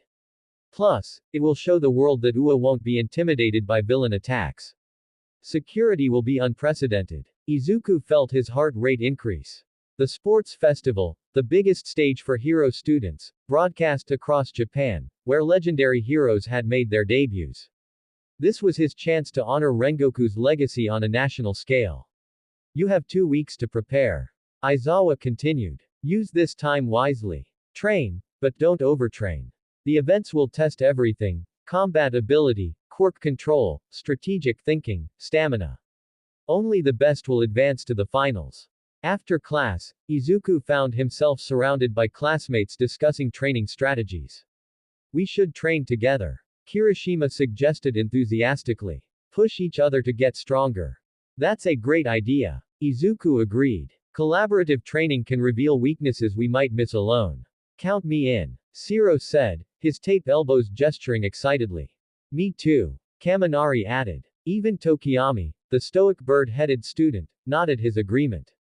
Training in groups allows Dark Shadow to practice against multiple opponents. A training group formed naturally, students recognizing that preparing together made them all stronger. Only a few, like Bakugo and Todoroki, preferred solitary preparation. That evening, Izuku returned to Dagoba Beach, his traditional training ground. The area was completely clean now, months of work with Toshinori having transformed it from a trash heap into a usable space. The sun was setting, casting golden light across the water, perfect for flame training. He began with basic forms, reacquainting his recovered body with familiar movements. First form, unknowing fire. The burst of speed felt slightly sluggish, his muscles still healing. Second form, rising scorching sun. Better, but not at full capacity. You're rushing. A familiar voice called out. Toshinori emerged from behind a breakwater, his skinny form somehow still commanding respect. Your body is still recovering. Pushing too hard too fast will cause more damage. But the sports festival is in 2 weeks. Izuku protested. Everyone will be watching. I need to be at my best. You need to be smart. Toshinori corrected. Raw power without tactical thinking loses to strategy every time. Instead of drilling forms you've already mastered, work on something new. Something unexpected. Izuku paused, considering. What do you suggest? Your flame breathing is incredible for offense and mobility. Toshinori said. But you're vulnerable during recovery periods. The time between techniques when you're repositioning, that's when opponents strike. It was true, Izuku had noticed that gap during the USJ fight. His attacks were devastating, but the moments after each technique left him exposed. I need a defensive form. Izuku realized. Something that protects while I reposition. Exactly. Toshinori smiled. Rengoku's original forms were designed for demon hunting, quick decisive battles. But hero work often requires prolonged engagement, multiple opponents, endurance over burst damage. Adapt his teachings to modern heroism. This insight sparked something in Izuku's mind. A new form, one that combined defense with mobility, that turned vulnerability into strength. He spent the next hour experimenting, channeling flames in new patterns, testing defensive configurations. Traditional flame walls were too static, too easy to bypass. He needed something dynamic, reactive. What if? Izuku murmured, concentrating flames around his body in a thin layer rather than explosive bursts. Instead of armor, a flowing shield that redirects rather than blocks. He moved through basic combat forms, maintaining the flame layer, feeling how it responded to his movements. When he punched, the flames extended forward, adding reach. When he dodged, they trailed behind, obscuring his new position. Flame breathing, 10th form. He was creating new techniques now, building on Rengoku's foundation. Constant resplendent courage. The flames didn't explode or slash, they flowed, a continuous stream of protective fire that moved with him, adapted to threats, created a zone of control around his body. Interesting. Toshinori observed. It's less explosive than your other forms, but more versatile. Good for extended combat. It's also less stamina intensive. Izuku noted, feeling the difference in energy consumption. I could maintain this for several minutes instead of seconds. They trained until full dark, Izuku refining his new technique, Toshinori offering guidance based on decades of hero experience. By the end, Izuku felt more prepared, not just physically, but mentally. The 2 weeks before the sports festival passed in a blur of training and anticipation. Class 1A's dynamics shifted, students who had been strangers becoming comrades through shared hardship. Training groups met daily, pushing each other, sharing techniques, building the bonds that would define their generation of heroes. Izuku trained with multiple groups, his analytical mind and willingness to share knowledge making him a valued partner. He helped Uraraka develop better combat applications for her zero-gravity, worked with Iida on explosive burst tactics, even sparred with Tokiyami to help him control Dark Shadow in different light conditions. But he also maintained solo training, refining his new 10th form, exploring the limits of his flame techniques, meditating on Rengoku's philosophy. Strength alone doesn't make a hero. He repeated the mantra. A hero's heart burns with determination to protect others, even at cost to themselves. 1 week before the festival, All Might held a special session with Class 1A. The sports festival isn't just about winning, he explained, his massive form somehow fitting behind the teacher's desk. It's about showing the world who you are, what kind of hero you'll become. Some of you have flashy quirks that will naturally draw attention. Others will need to work harder to stand out. But remember, the best heroes aren't always the strongest, they're the ones who inspire others. His eyes lingered on Izuku, a silent acknowledgement of their shared understanding. There are 3 main events. All Might continued. The preliminary round eliminates roughly half the students. Then the cavalry battle tests teamwork and strategy. Finally, the tournament showcases individual combat ability. Each stage requires different skills. Yaoyorozu raised her hand. What should we prioritize in our final preparations? Stamina. All Might answered immediately. Flashy ultimate moves are impressive, but they're useless if you're too exhausted to use them in the finals. Build your endurance, develop techniques you can use repeatedly, prepare for extended engagement. This advice resonated with Izuku. His new 10th form was specifically designed for endurance combat. The night before the festival, Izuku couldn't sleep. He sat by his window, watching the city lights, feeling the flames dancing inside him with unusual intensity. Tomorrow, he whispered. The whole world will be watching. His phone buzzed, a message from Uraraka. Can't sleep either, too excited. Let's do our best tomorrow. He smiled, typing back. We'll set our hearts ablaze. More messages came in, from Iida, from Kirishima, from other classmates, all feeling the same nervous excitement. Class 1A had become a family, and tomorrow they would show Japan what they were capable of. Izuku closed his eyes, centering himself with breathing techniques. Rengoku. Thank you for choosing me. Tomorrow, I'll honor your legacy. I'll show everyone what it means to have a heart that burns eternally. The flames inside him pulsed, warm and encouraging, a silent blessing from across time. Morning arrived with brilliant sunshine, as if the universe itself was celebrating. Izuku dressed carefully in his gym uniform, the UA tracksuit that marked him as a student, a hero in training. Inko made his favorite breakfast, katsudon, her eyes shining with pride and worry. My son, on national television. I can't believe it. I'll make you proud, Mom. Izuku promised, hugging her tightly. The train to UA was packed with students, all wearing their gym uniforms, all buzzing with anticipation. Izuku stood with his classmates, their usual chatter subdued by the magnitude of what lay ahead. Midoriya. Todoroki approached, his expression intense. Can we talk? Outside. They stepped onto the platform at the next stop, the rest of the class continuing onward. Todoroki's heterochromatic eyes bore into Izuku with unsettling focus. I'm going to beat you. Todoroki said bluntly. I'm going to show my father that I can win without using his power. Using only my mother's eyes. Izuku felt the weight behind those words, the pain and determination. Todoroki. Your power is your own, not your father's. Whether you use fire or ice, it's your choice, your strength. You don't understand. Todoroki's fists clenched. That fire represents everything I hate about him, his ambition, his abuse, his obsession with surpassing All Might. If I use it, I become him. No. Izuku's voice was firm, certain. Fire is just fire, it's the heart behind it that matters. My flames burn to protect, yours could too.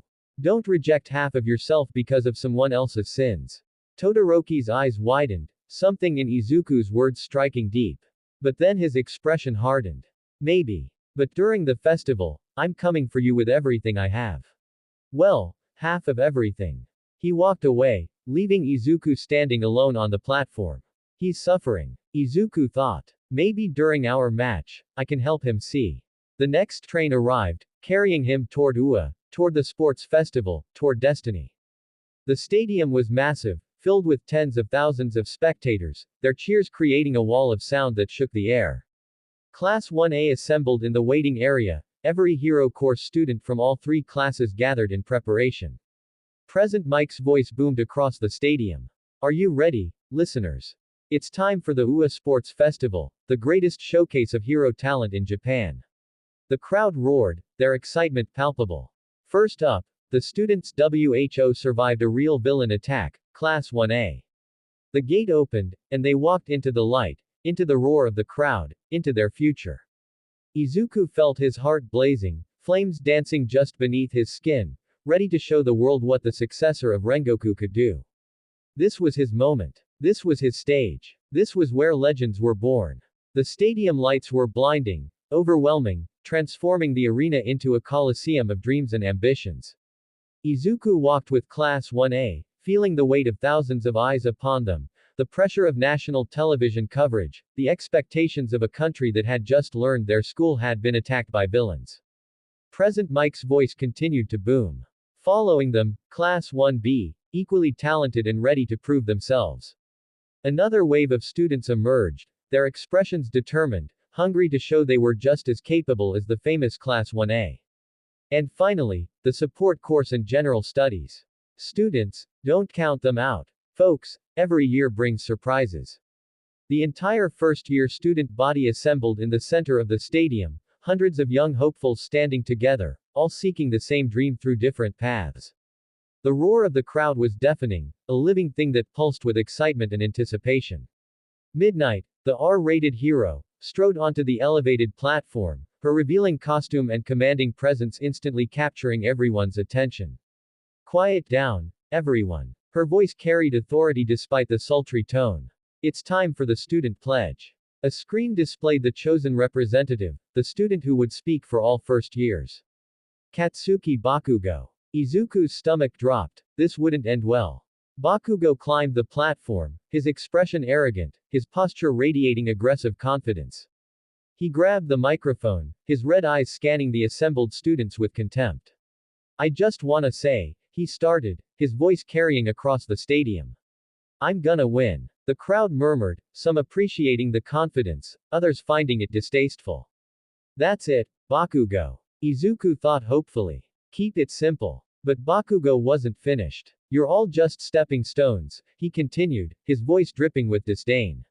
Extras in my story. So stay out of my way, or get crushed. The stadium erupted, not in cheers, but in boos and angry shouts. Students from other classes glared at Class 1A with newfound hostility. Even some of Bakugo's own classmates looked mortified. Why? Kirishima groaned, covering his face. Why did he have to say that? He just painted a target on all of us. Kaminari muttered. Izuku sighed, knowing this was exactly how Bakugo operated, pure aggression without consideration for consequences. But perhaps it would motivate everyone to fight harder, sometimes a villain made heroes shine brighter. Now then, Midnight cracked her whip, drawing attention back to herself. Let's get started with the first event. The preliminary round that will thin out our competitors. A massive screen behind her displayed the event name. Obstacle Race. The crowd cheered. This was a classic opening event, testing speed, quirk application, and adaptability. All students will race around the stadium's outer perimeter, approximately 4 kilometers. Midnight explained, her whip gesturing to the massive course visible on screens. The route includes 3 major obstacles designed to test different abilities. The first 42 students to complete the course advance to the next round. 42 from over 100 students. Yaoyorozu calculated quickly. That's more than half eliminated immediately. This is where hero careers begin or end. Iida said seriously, his engines already humming with anticipation. The students assembled at the starting gate, a tunnel barely wide enough for everyone to fit. The compression was intentional, Izuku realized. The first test was simply getting through the inevitable bottleneck. On your marks. Midnight's voice echoed. Izuku took a deep breath, entering total concentration breathing, feeling his body respond, muscles warming, senses sharpening, flames flickering just beneath his skin.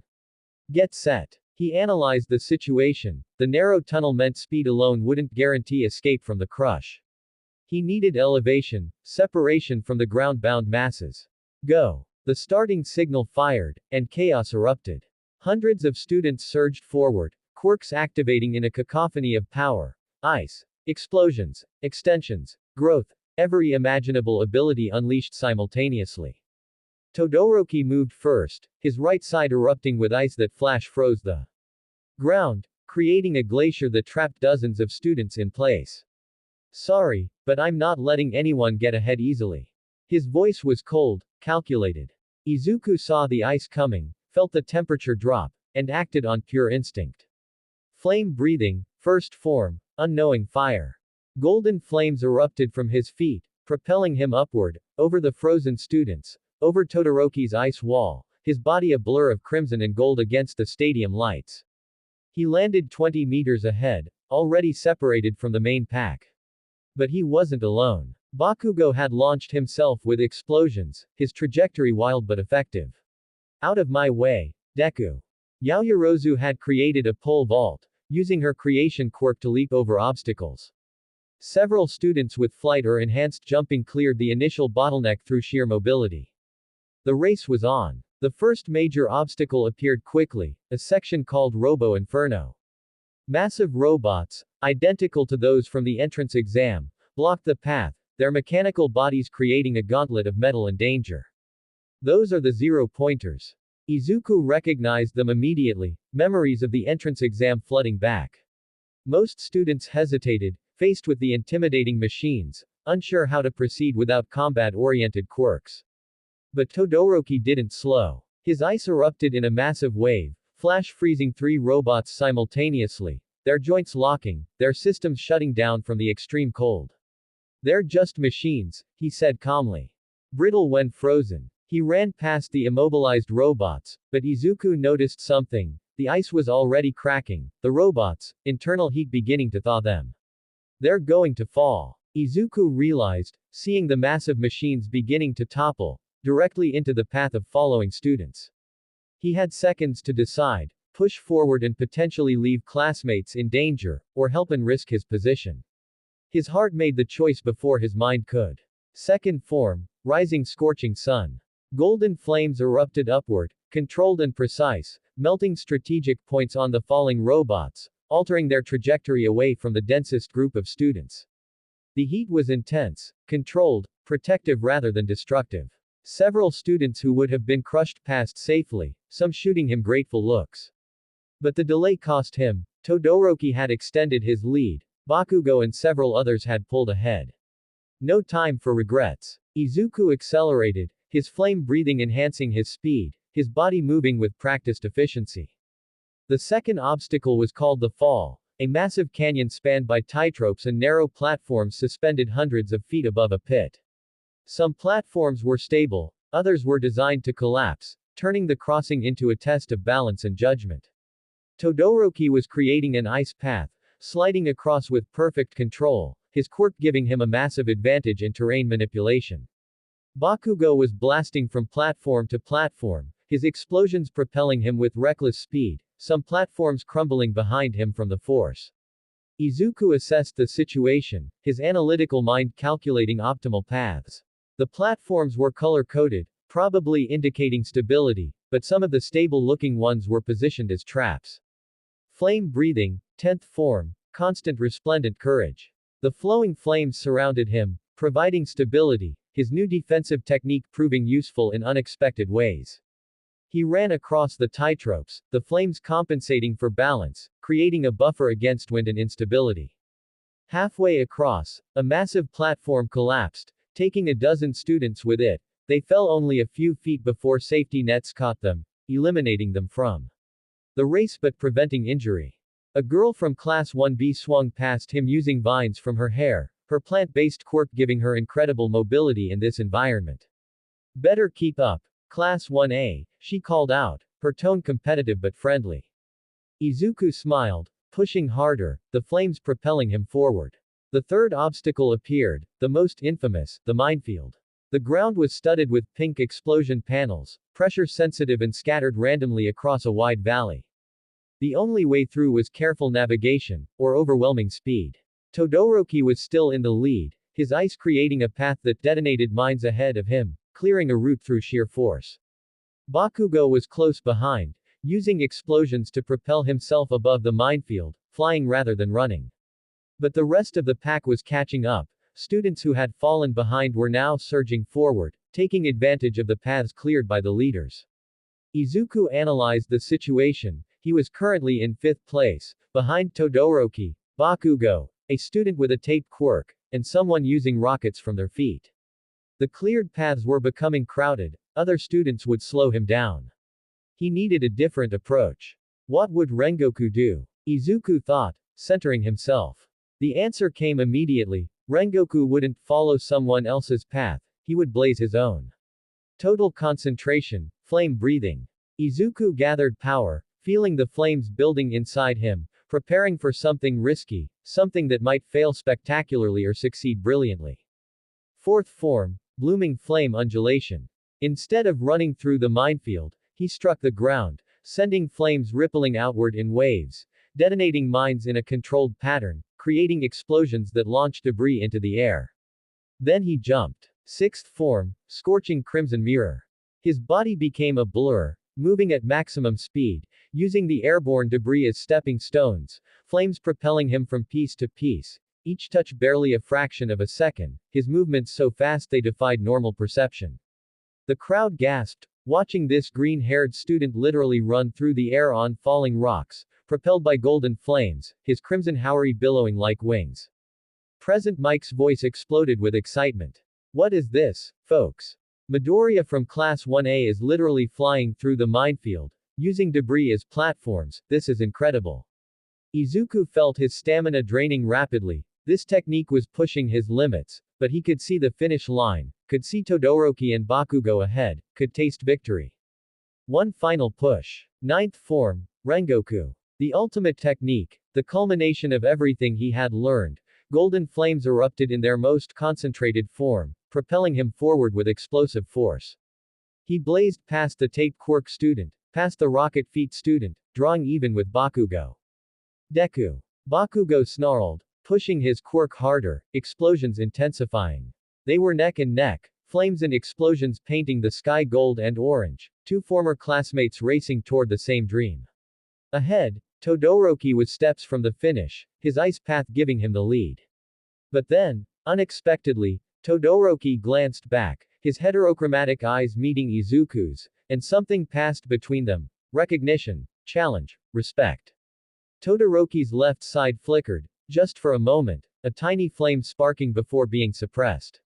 That momentary distraction was enough. Izuku and Bakugo surged forward, the three of them crossing the finish line within milliseconds of each other.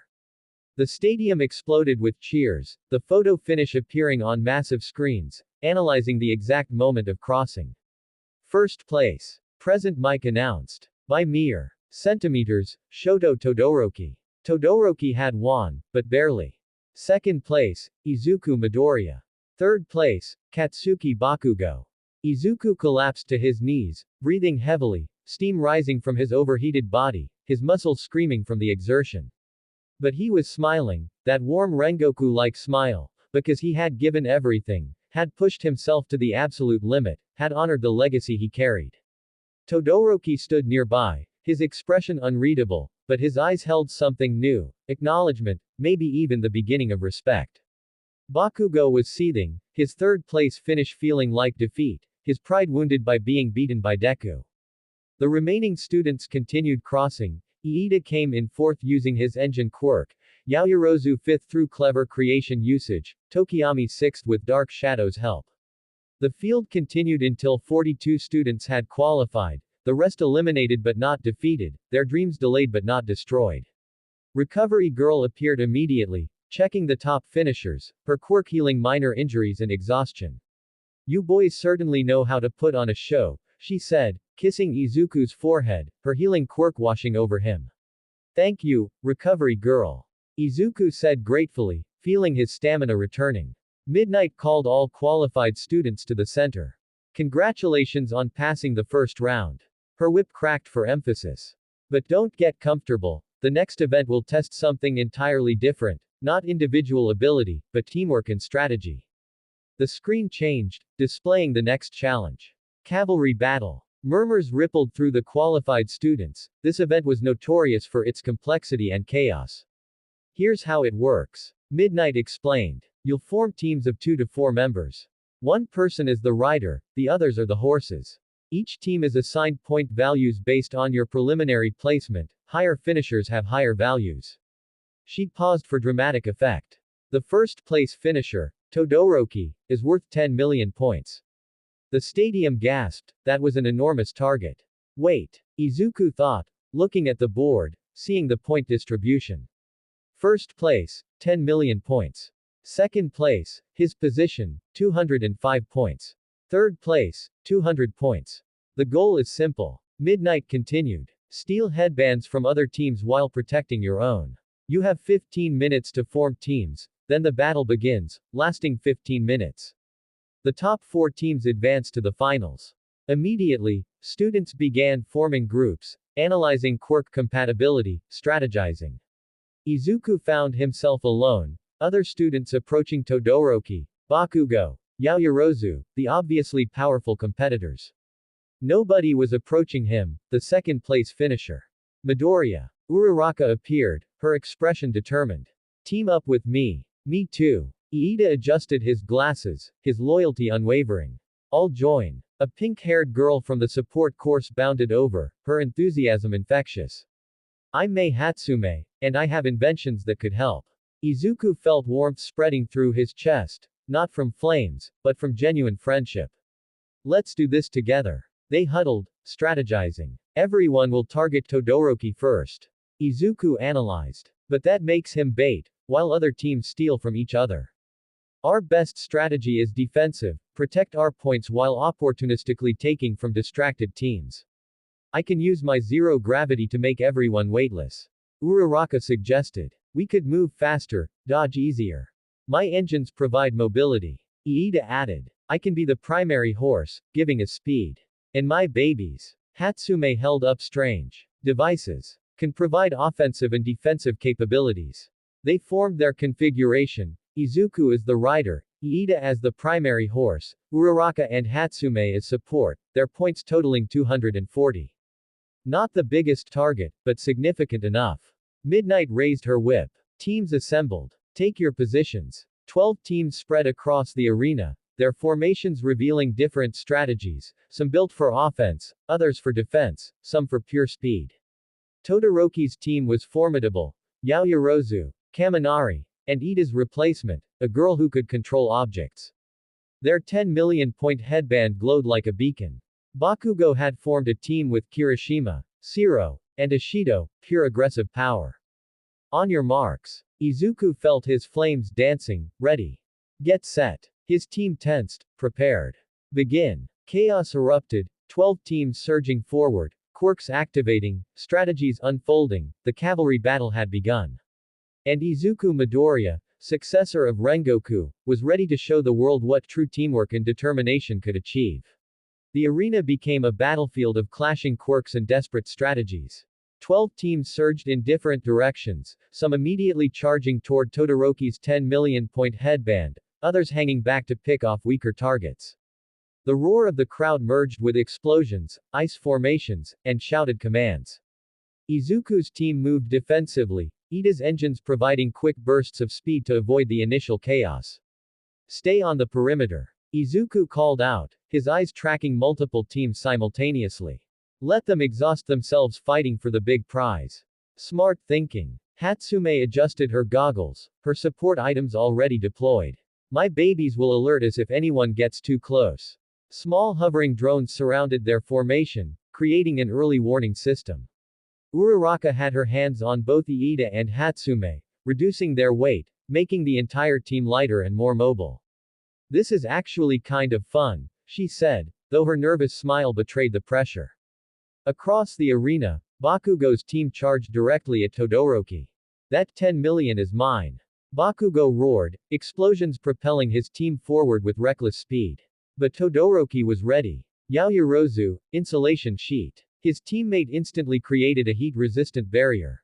Todoroki's right side erupted, massive ice walls forming a defensive perimeter around his team, blocking Bakugo's assault. Damn it! Bakugo snarled, his team forced to retreat as the ice threatened to freeze them solid. Two other teams collided near the center, quirks clashing, headbands changing hands in seconds. A team from Class 1B managed to steal a lower-value headband before being immediately counterattacked. Chaos. Izuku observed, his analytical mind processing the battle flow. Everyone's focused on offense, nobody's thinking about endurance. They'll burn out their stamina early. So we wait. Iida confirmed, his engines idling, conserving fuel. Not quite. Izuku spotted an opening. 3 o'clock, that team is overextended. Hatsume, can your drones interfere with their vision?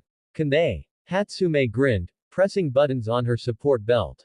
Watch this. Small smoke pellets deployed from the drones, creating a localized cloud around a team that had just stolen points from another group.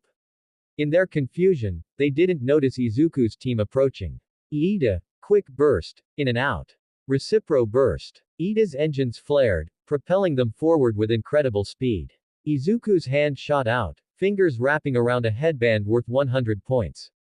Got it. They were gone before the smoke cleared, their defensive formation maintained, their points increased to 340. Excellent teamwork. Present Mike's voice boomed. Team Midoriya just stole points while staying completely defensive, smart strategy. But their success drew attention. A team led by a student with multiple arms, Shoji from Class 1A, changed course. They're vulnerable, let's take their points. Incoming. Hatsume's drones alerted. Uraraka, maximum weightlessness. Izuku commanded. She touched everyone, removing all gravitational pull. Iida's engines fired, and they literally flew upward, avoiding Shoji's grasping limbs by going aerial. What the? Shoji's team stared in disbelief as their targets floated 10 feet above reach. That's using quirks creatively. Midnight's voice carried approval. But staying airborne was temporary, Uraraka's quirk had limits, and other teams were adapting. Todoroki's team remained the primary target, constant assaults forcing them to use massive amounts of quirk power defensively. Ice walls kept forming and being destroyed, Yaoyorozu was creating endless insulation materials, Kaminari was releasing electrical charges to deter close approaches. They're burning out. Izuku noticed. Todoroki's ice is getting smaller, less precise. He's reaching his limit. Should we go for it? Iida asked, his competitive nature tempted by the 10 million. No. Izuku shook his head. It's bait. Whoever takes it becomes the new target. Better to secure our position in the top 4. 5 minutes remained. The battlefield had consolidated, weaker teams eliminated, their points absorbed by stronger formations. Only 8 teams still had headbands worth significant points. Team Todoroki, 10 million plus accumulated points. Team Bakugo, 800 points. Team Midoriya, 340 points. Team Shinso, a mysterious team that had quietly accumulated 400 points through psychological manipulation. Team Tetsu, 420 points from Class 1B. 3 other teams with 2 to 300 points each. Top 4 advance. Izuku calculated. We're currently 5th or 6th. We need more points. Bakugo's team made another assault on Todoroki, this time coordinated and vicious. Kirishima's hardening provided a battering ram, Sero's tape created mobility, Ishido's acid melted through ice. Now! Bakugo screamed, his hand reaching for the 10 million. But Todoroki's left side flickered, just for an instant, heat radiating, melting his own ice to create a slippery barrier. Bakugo's hand missed by centimeters. Using fire. Izuku whispered, shocked. He actually used his left side. The moment was brief, Todoroki immediately suppressing the flames, but it had been enough. Interesting. The crowd murmured, cameras zooming in, commentators speculating about Endeavor's son finally using both quirks. 3 minutes remained. Team Shinso made their move, approaching a distracted team with quiet confidence. Hey, you guys look tired. The purple-haired leader's voice was casual, friendly. Yeah, we are. One of them responded. Instantly, their expressions went blank, bodies going rigid. Brainwashing quirk. Izuku recognized the technique. He controls people who respond to him verbally. Shinso's team calmly walked up and took their headband, the victims unable to resist. That's terrifying. Uraraka shuddered. And effective. Izuku noted. We need to avoid verbal engagement with him. 2 minutes remained. Desperation was setting in, teams making risky plays, quirks being pushed beyond safe limits. A student from the support course's jetpack malfunctioned, sending their team careening out of bounds, eliminating them. Team Midoriya was still in 5th place, needing points to secure advancement. There, Izuku spotted an opportunity. Team Tetsu was engaged with another team, both focused on each other, neither watching their flanks. Iida, can you give me one more full burst? My engines are nearly overheated. Iida admitted. But I can manage one final push. Hatsume, maximum distraction on both teams. With pleasure. Her drones deployed flashbangs, smoke pellets, noise makers, creating sensory chaos. Uraraka, on my signal, release gravity, then immediately reapply to me only. Got it. The plan was risky, complex, requiring perfect timing. Now, Iida's engines roared, recipro burst at maximum, propelling them into the chaos between the two fighting teams. Uraraka released everyone's weightlessness, the sudden return of gravity creating momentum. She immediately touched Izuku, making only him weightless. He jumped, sailing over both teams, his hands moving with practiced precision. Left hand, grabbed Team Tetsu's second highest value headband, worth 200 points. Right hand, grabbed the other team's headband, worth 150 points. Then gravity returned, and he fell back onto his team, headbands secured. They had stolen from both teams simultaneously. Incredible. Present Mike screamed. Team Midoriya just pulled off a double theft, their points just jumped to 690. 1 minute remained. Every team still in play was now hunting them, their sudden point surge making them a target. Defensive formation. Izuku commanded, wrapping the stolen headbands around his neck with their original. Protect. Don't pursue. Team Shinso approached, their movements calculated. The purple-haired leader opened his mouth to speak. Don't respond. Izuku warned his team, they all remained silent. Shinso tried again. Not bad, stealing from two teams. Silence. Come on, say something. More silence. Frustrated, Shinso's team had to commit to physical approach, but without brainwashing, they lacked the power to break through Hatsume's defenses and Iida's mobility. 30 seconds. Bakugo's team, having failed to capture the 10 million, turned their rage on easier targets. Deku. Bakugo spotted them. Those points are mine. His team charged, explosions blazing. Iida, evasive. But Iida's engines were spent, overheated from constant use. I can't. Then we stand our ground. Izuku's flames ignited, golden fire surrounding the team. Flame breathing, 10th form, constant resplendent courage. The flowing defensive flames created a barrier, not solid, but intensely hot, forcing Bakugo's team to approach carefully rather than rush. 20 seconds. Zero's tape shot out, trying to grab headbands from a distance. Izuku's flames burned through the tape, severing it before it connected. Ishido launched acid, but Hatsume's shield invention deflected it. 15 seconds. Bakugo himself launched, propelled by massive explosions, his hand reaching for Izuku's headbands. Not this time, Kachan. Izuku moved, his body enhanced by flame breathing, dodging with minimal motion, Bakugo's hand passing through empty air. 10 seconds. The crowd was on their feet, counting down. 9. Bakugo tried again, desperation overriding strategy. 8. Izuku deflected, flames creating distance. 7. Todoroki's team remained secure, their 10 million protected. 6. Other teams were stealing from each other in final desperate exchanges. 5. Uraraka's quirk reached its limit, she released everyone's weightlessness to avoid nausea. 4. Bakugo's final lunge. 3. Izuku's flame barrier. 2. Contact. Bakugo's fingers brushing a headband. 1. Time's up. The buzzer sounded, the cavalry battle ended. Bakugo had grabbed something, pulling it away triumphantly. But when he looked, it was only Hatsume's support item headband, a decoy she had created, worth 0 points. What? Bakugo's roar of frustration echoed across the stadium. The final scores displayed on massive screens. First place, Team Todoroki, 10,075 points. Second place, Team Midoriya, 690 points. Third place, Team Shinso, 550 points. Fourth place, Team Bakugo, 530 points. They had done it, secured a spot in the finals by mere 20 points. Izuku collapsed onto his team, exhaustion overwhelming him.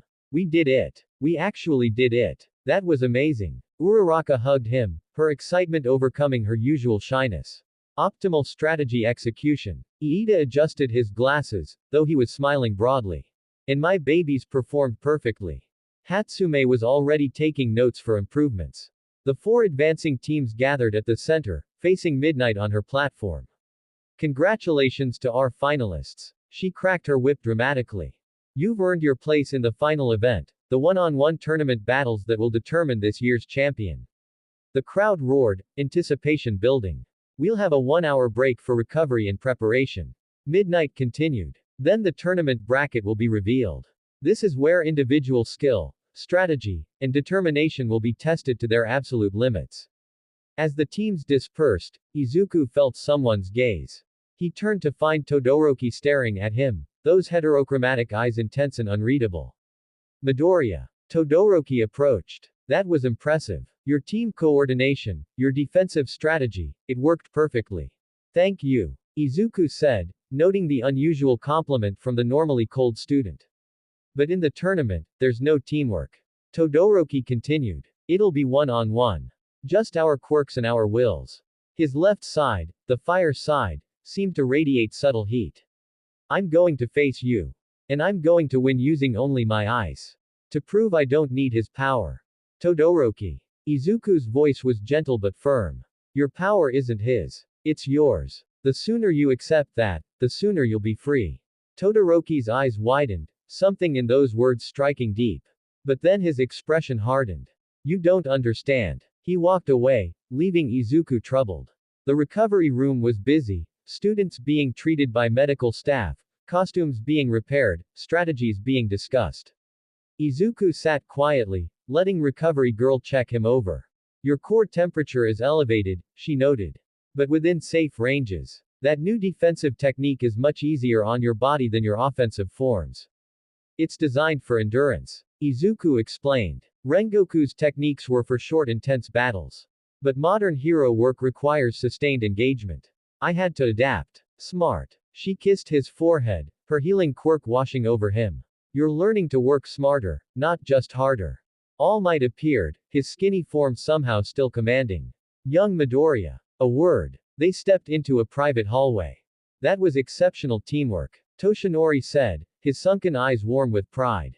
You led your team to victory through strategy rather than raw power. That's true heroism. Thank you. Izuku bowed respectfully. But the tournament will be different. Toshinori's expression grew serious. One-on-one combat, no teammates to cover weaknesses, no shared strategies. Just you and your opponent. Are you ready? I have to be. Izuku said, feeling the flames dancing inside him. This is my chance to show the world what Rengoku's legacy means. What it means to have a heart that burns with determination. Just remember. Toshinori placed a hand on Izuku's shoulder. Winning isn't everything. How you win, the spirit you show, the example you set. That's what people remember. That's what inspires the next generation. Izuku nodded, understanding the deeper lesson. The 1-hour break passed quickly, filled with preparation and anticipation. Students ate, recovered, some trained lightly, others meditated or strategized. When the call came to return to the stadium, the atmosphere had changed. This was no longer about teams or cooperation.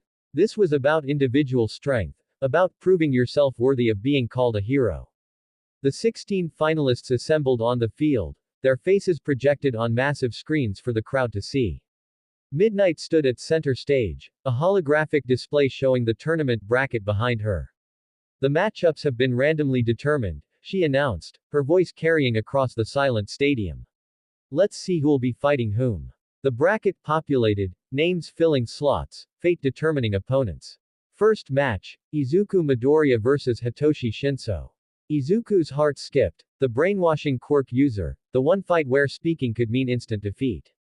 Second match, Shoto Todoroki vs Hantashiro. Third match, Denki Kaminari vs Ibara Shiozaki. Fourth match, Tenya Iida vs Mei Hatsume. The bracket continued, 8 first-round matches, then semi-finals, then finals. The first match begins in 15 minutes. Midnight announced. Competitors, prepare yourselves. Everyone else, take your seats. Let the tournament begin. Izuku walked to the preparation room, his mind already analyzing Shinso's quirk. I can't speak to him. Can't respond verbally at all. But I need to communicate intent, to fight effectively. The door opened, Ojiro entered, the tail quirk user who had been on Shinso's team during the cavalry battle. Midoriya. Ojiro's expression was troubled. I need to tell you about Shinso's quirk. When he controls you, you're completely aware but can't move. It's terrifying. You have to resist the urge to respond to anything he says. I understand. Izuku said gratefully. Thank you for the warning. There's something else. Ojiro hesitated. He'll try to make you angry, to provoke a response. He'll say things about your quirk, your friends, anything to get you talking. Stay calm, don't let him manipulate your emotions. Izuku felt the flames inside him burning steadily. I won't. My heart is set, my purpose clear. Words can't shake that. The 15 minutes passed too quickly. Welcome back, listeners. Present Mike's voice exploded across the stadium. It's time for the main event. One-on-one tournament battles, where future heroes prove their worth. The crowd roared, their excitement reaching fever pitch. Our first match, Izuku Midoriya from Class 1A, the boy with golden flames who's impressed everyone today, versus Hitoshi Shinso from General Studies, the underdog with a quirk that's perfect for hero work but failed the practical exam. Izuku walked into the arena, the lights blinding, the roar of thousands deafening. His crimson houri billowed behind him, golden flames already flickering around his hands. Shinso emerged from the opposite entrance, his purple hair wild, his expression determined and slightly bitter. They faced each other across the concrete battlefield. Midnight stood between them, her whip raised. This is a tournament match, not a fight to the death. You win by knocking your opponent out of bounds, immobilizing them, or forcing them to surrender. Excessive force will be penalized. Understood. Both nodded. Then, she raised her whip high. Begin. The whip cracked, and the first match of the tournament started. Shinso immediately spoke. You know, people like you make me sick. His voice was casual, conversational. Born with flashy quirks, getting into the hero course easily, while people like me get rejected. Izuku remained silent, his flames intensifying. Not going to defend yourself. Shinso continued, walking slowly forward. Or maybe you agree. Maybe you know you don't deserve to be here.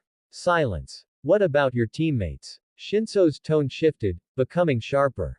That girl, Uraraka, she only stuck with you because you had points. She doesn't actually care about you. Izuku's flames flickered, anger threatening to break his control, but he breathed, centered himself, remained silent. Still nothing. Shinso was getting closer. You really are pathetic, hiding behind your quirk, pretending to be a hero. The crowd was murmuring, confused by the one-sided conversation. Izuku made his move. Flame breathing, first form, unknowing fire. He surged forward, golden flames propelling him, moving to end the match quickly. But Shinso had one more card to play. I heard All Might rejected you as his successor because you're too weak. The lie was blatant, obvious, but it struck at Izuku's deepest insecurities. His mouth opened, almost reflexively, to deny it. And in that instant, Shinso's quirk activated. Izuku's body stopped, frozen mid-stride, his consciousness aware but unable to move. Got you. Shinso said quietly, then louder for the crowd. Walk out of bounds. Izuku's body began moving, against his will, toward the boundary line. The crowd gasped, watching the favored competitor being controlled. Inside his frozen body, Izuku's mind raced. No. I can't lose like this. Not after everything. Rengoku. Help me. Deep within, where the flames lived, something stirred. A presence, ancient and warm, responded to his desperate call.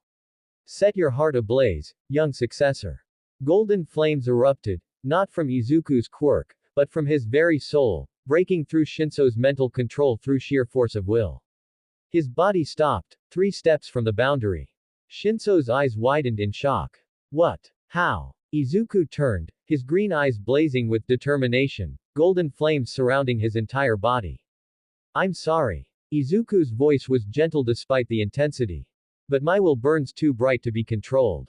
He moved, faster than Shinso could react, his flame-enhanced speed overwhelming. A single palm strike, controlled and precise, hit Shinso's chest. The purple-haired student was launched backward, out of bounds, the match decided.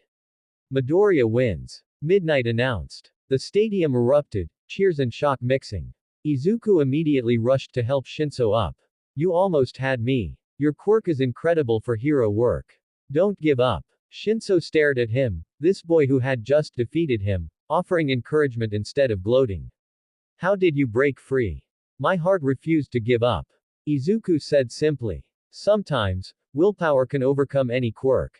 As they left the arena, Shinso's expression had changed, from bitter to thoughtful. And Izuku Midoriya, successor of Rengoku, had proven that a heart set ablaze could overcome any obstacle. The tournament had just begun. The medical bay was quieter than Izuku expected. Recovery Girl worked efficiently, healing minor bruises from his match with Shinso, her quirk's warm energy washing over him in soothing waves. You're developing quite the reputation, young man, she said, adjusting her syringe-shaped cane. Breaking free from a mental quirk through sheer willpower. That's not something I see every day. It wasn't just willpower. Izuku said quietly, feeling the flames dancing inside him. Rengoku's spirit. It responded when I needed it most. Like he was there, helping me break through. Recovery Girl's expression softened. Legacy can be powerful, Midoriya. The will of those who came before, living on in those who carry their dreams forward. That's what makes great heroes. The door opened, Uraraka peeking in nervously. Deku. Can I come in? Of course. Izuku smiled warmly. She entered with Iida right behind her, both looking concerned and excited in equal measure. That match was so intense. Uraraka said, sitting beside him. When you stopped moving, I thought. I know. Izuku squeezed her hand reassuringly. But I'm okay. Shinso's quirk is incredible, but my determination was stronger. Your flames erupted from within. Iida observed, his analytical mind processing what he'd witnessed. Not from your quirk activation, but from something deeper. It was extraordinary. The heart and the quirk are connected. Izuku explained, trying to put the experience into words. When one refuses to give up, the other responds. That's what flame breathing teaches, unity of body, mind, and spirit. Present Mike's voice boomed through the speakers. Next match, Shoto Todoroki vs Hanta Shiro, competitors to the arena. They rushed to the viewing area, joining their classmates to watch. The massive screens showed Todoroki and Shiro taking their positions, the tape quirk user looking nervous but determined. Begin. Midnight's whip cracked. Shiro immediately launched tape, trying to bind Todoroki before he could react. Not giving you a chance. But Todoroki was faster. His right side erupted, ice exploding outward in a massive glacier that dwarfed anything he'd used before. The entire arena, from floor to ceiling, became a frozen landscape in seconds. Shiro was encased completely, trapped in ice so thick and cold that frost formed on the stadium walls. The crowd fell silent, shocked by the overwhelming display of power. Whoa! Kaminari whispered. That's intense. Izuku felt unease creeping up his spine. That much ice. He's angry, frustrated about something. That attack was excessive. Midnight approached carefully, checking on Shiro who was completely immobilized. Shiro cannot continue. Todoroki wins. But Todoroki didn't move, his expression distant, cold, lost in his own thoughts. Flames flickered briefly on his left side before being suppressed, his internal conflict visible to anyone paying attention. His father is here. Tokiyami said quietly, pointing to the VIP section. There, sitting with other pro-heroes, was Endeavor. The number 2 hero's expression was intense, calculating, his flame beard crackling with barely contained energy. He was watching his son with an expression that mixed pride and expectation. That's why. Izuku understood. Todoroki is trying to prove something to his father. That's why he's holding back his fire, why he's pushing his ice to extremes. Recovery Girl rushed onto the field, melting enough ice to extract Shiro, her healing quirk working overtime to prevent frostbite and hypothermia. Foolish boy, she muttered, clearly frustrated with Todoroki's excessive force. The matches continued throughout the afternoon. Kaminari vs Shiozaki ended quickly, the vine-haired girl's plant quirk overwhelming Kaminari's electrical attacks, his indiscriminate discharge hitting the conductive plants and shorting himself out into his dumb mode. Iida vs Hatsume was less a fight and more a demonstration, the support course student using the match to showcase her inventions to watching hero agencies, eventually stepping out of bounds voluntarily after her promotion was complete. Iida advanced, though he looked thoroughly confused by the entire experience. Mina Ishido faced Yuga Aoyama in a battle of acid versus laser, her superior mobility and combat instincts securing victory when his naval laser quirk caused stomach problems. Tokiyami's dark shadow proved too powerful for his opponent in the dimly lit arena, the shadow quirk's overwhelming strength in low light conditions ending the match in under a minute. Kirishima faced Tetsu in a battle of hardening quirks, two students with nearly identical abilities trading blows until exhaustion and determination decided the winner, Kirishima advancing by the narrowest of margins. And finally, Bakugo versus a student from Class 1B who could soften any material he touched. A battle that ended with Bakugo's explosive power simply overwhelming his opponent's defensive quirk through sheer aggressive force. The first round concluded with 8 victors.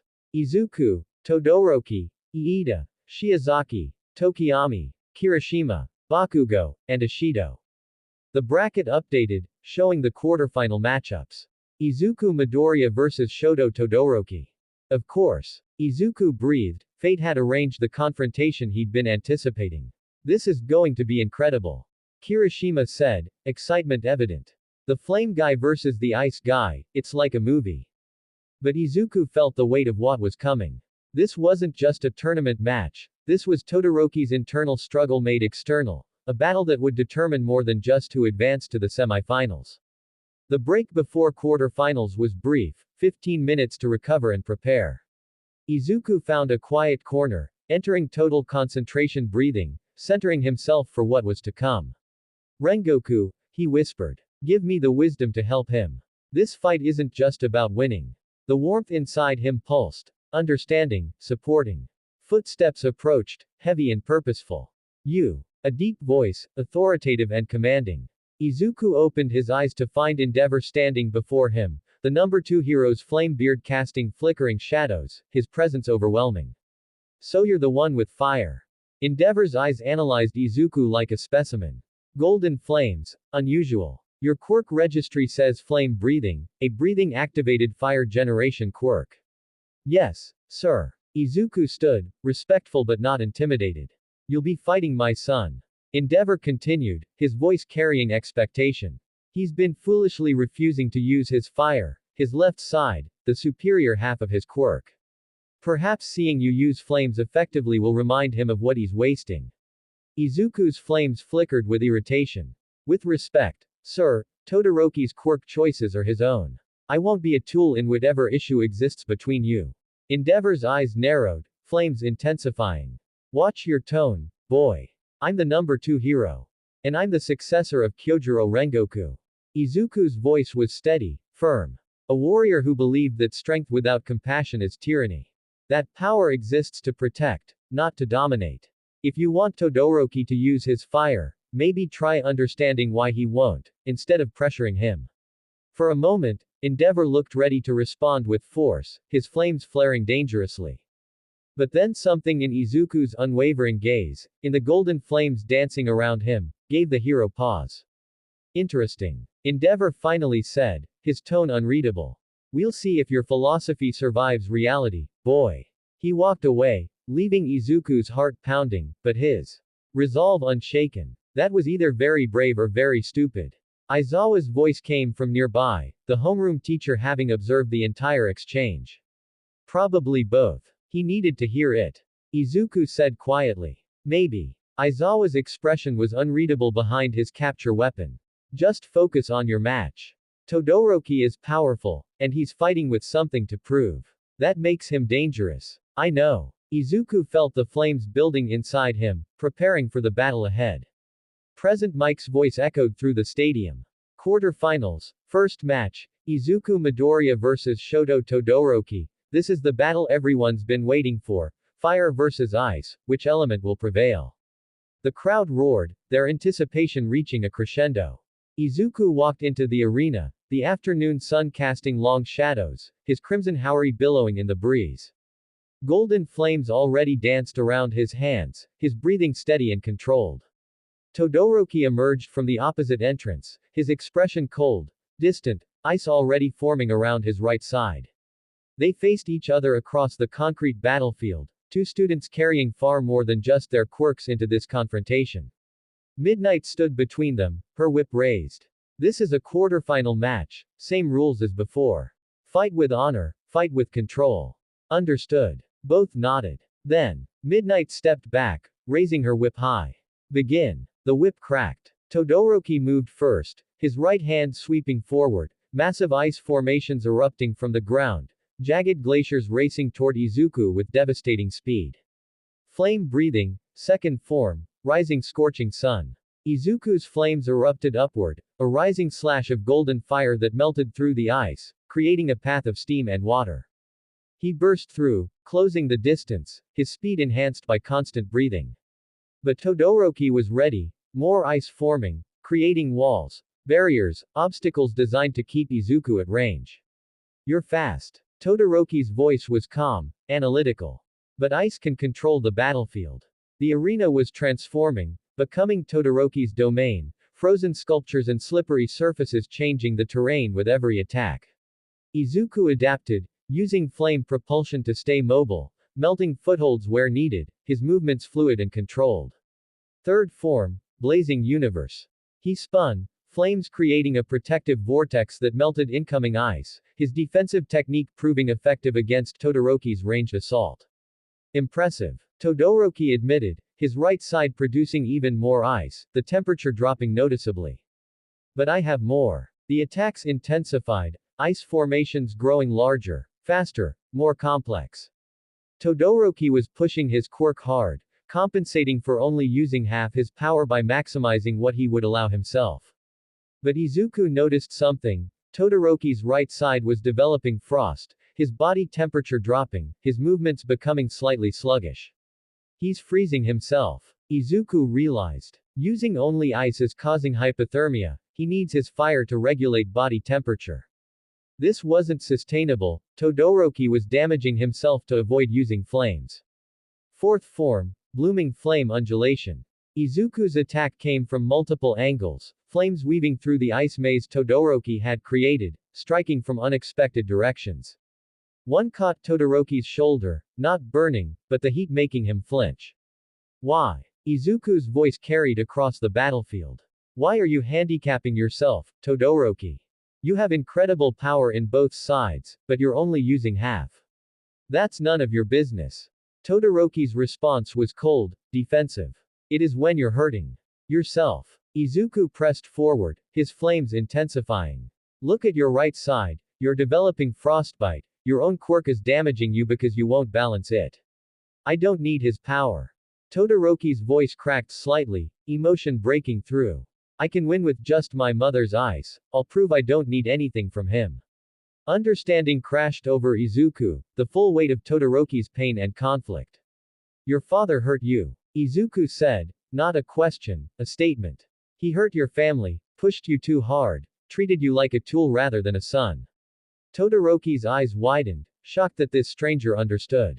But Todoroki. Izuku's flames blazed brighter, golden and magnificent. That fire isn't his, it's yours. Your quirk, your power, your choice how to use it. Rejecting it doesn't hurt him, it only hurts you. You don't understand. Todoroki launched another ice attack. Desperate, conflicted. Then help me understand. Izuku melted through the ice, closing distance. Tell me why you'd rather freeze yourself than use half your quirk. Because if I use it, I become him. Todoroki's shout echoed across the stadium, raw emotion finally breaking free. If I use fire, I'm accepting what he did, accepting his ambition, his cruelty, everything I hate. The crowd had gone silent. This was no longer just a match, this was therapy, confrontation, healing. Izuku stopped attacking, standing in the center of melted ice and scorched concrete, his flames burning steady and warm. When I use my flames, Izuku said quietly, but his voice carried. I think of Rengoku, a warrior who used fire to protect, to inspire, to light the way for others. My flames represent his will, his kindness, his unbreakable spirit. He let his flames grow, golden fire surrounding him like a protective cloak. But these flames are mine, Todoroki. I chose to accept his legacy, to honor his memory, but how I use this power, that's my decision. Not his. Mine. Todoroki's heterochromatic eyes were wide, conflicted, something breaking inside him. Your fire is yours. Izuku continued, his voice gentle but firm. It can be whatever you choose, protection instead of destruction, warmth instead of burning, hope instead of pain. Don't let your father's sins steal half of who you are. But how? Todoroki's voice was barely a whisper. How do I separate it from him? By giving it new meaning. Izuku's smile was warm, that Rengoku-like expression that had inspired so many. By using it for what you believe in, not what he wants. Show him, show everyone, that fire can heal, can protect, can do more than he ever imagined. He raised his hands, flames intensifying, preparing his strongest technique. Come at me with everything, Todoroki. Izuku challenged. Show me your full power, not your father's, not your mother's, yours. The power of Shoto Todoroki, who chooses to be a hero on his own terms. For a long moment, Todoroki stood frozen, not from his quirk, but from the weight of decision. Then, slowly, his left side began to heat. Small flames flickered, hesitant, uncertain, like a candle being lit after years of darkness. Shoto. A voice from the stands, quiet but carrying, Todoroki's mother, her eyes filled with tears and encouragement. The flames grew, orange and red, different from Izuku's gold, but equally beautiful, equally powerful. Todoroki's entire body ignited, ice on his right, fire on his left, both elements swirling together in perfect harmony, complementing rather than conflicting. Thank you, Midoriya. Todoroki's voice was different, lighter, free. For reminding me. The temperature stabilized, his body no longer fighting itself, the frost melting from his right side as fire provided necessary heat. Now, Todoroki's expression held determination, but also something new, joy. Let me show you what I can really do. Both elements erupted, ice and fire working together, creating a devastating combination attack that reshaped the battlefield. Izuku felt the overwhelming power, smiled, and responded in kind. Total concentration, flame breathing, ninth form, Rengoku. His ultimate technique, golden flames taking the shape of a massive ethereal blade, all his power, all his determination, concentrated into a single attack. They charged, fire meeting fire and ice, two students no longer fighting to win, but fighting to honor each other, to push beyond limits, to become something greater. The collision was spectacular, flames and ice exploding outward, the shockwave shaking the entire stadium, smoke and steam obscuring everything. When it cleared, both students were down, exhausted, pushed beyond their limits. But only one was still inside the boundary. Todoroki had been pushed out by the force of the collision, just barely, his foot crossing the line. Midoriya wins. Midnight announced, her voice carrying awe. But the crowd wasn't cheering victory, they were standing, applauding both fighters, recognizing they'd witnessed something special. Izuku crawled over to Todoroki, both too exhausted to stand. Thank you. Todoroki said, his smile genuine, free. You gave me back half of myself. Thank you for trusting me. Izuku responded, extending his hand. Todoroki took it, and they helped each other up, two rivals who had become friends through fire. Recovery Girl rushed onto the field, scolding them both for pushing so hard, but her eyes held pride. As they were led to medical, Izuku glanced at the stands, finding Endeavor's face. The number 2 hero's expression was complex, shock, pride, confusion, as if seeing his son truly for the first time. And perhaps, Izuku thought, that was the real victory. Not advancing in the tournament, but helping someone find themselves. That's what heroes did. That's what Rengoku would have done. And Izuku Midoriya had honored that legacy perfectly. Thank you.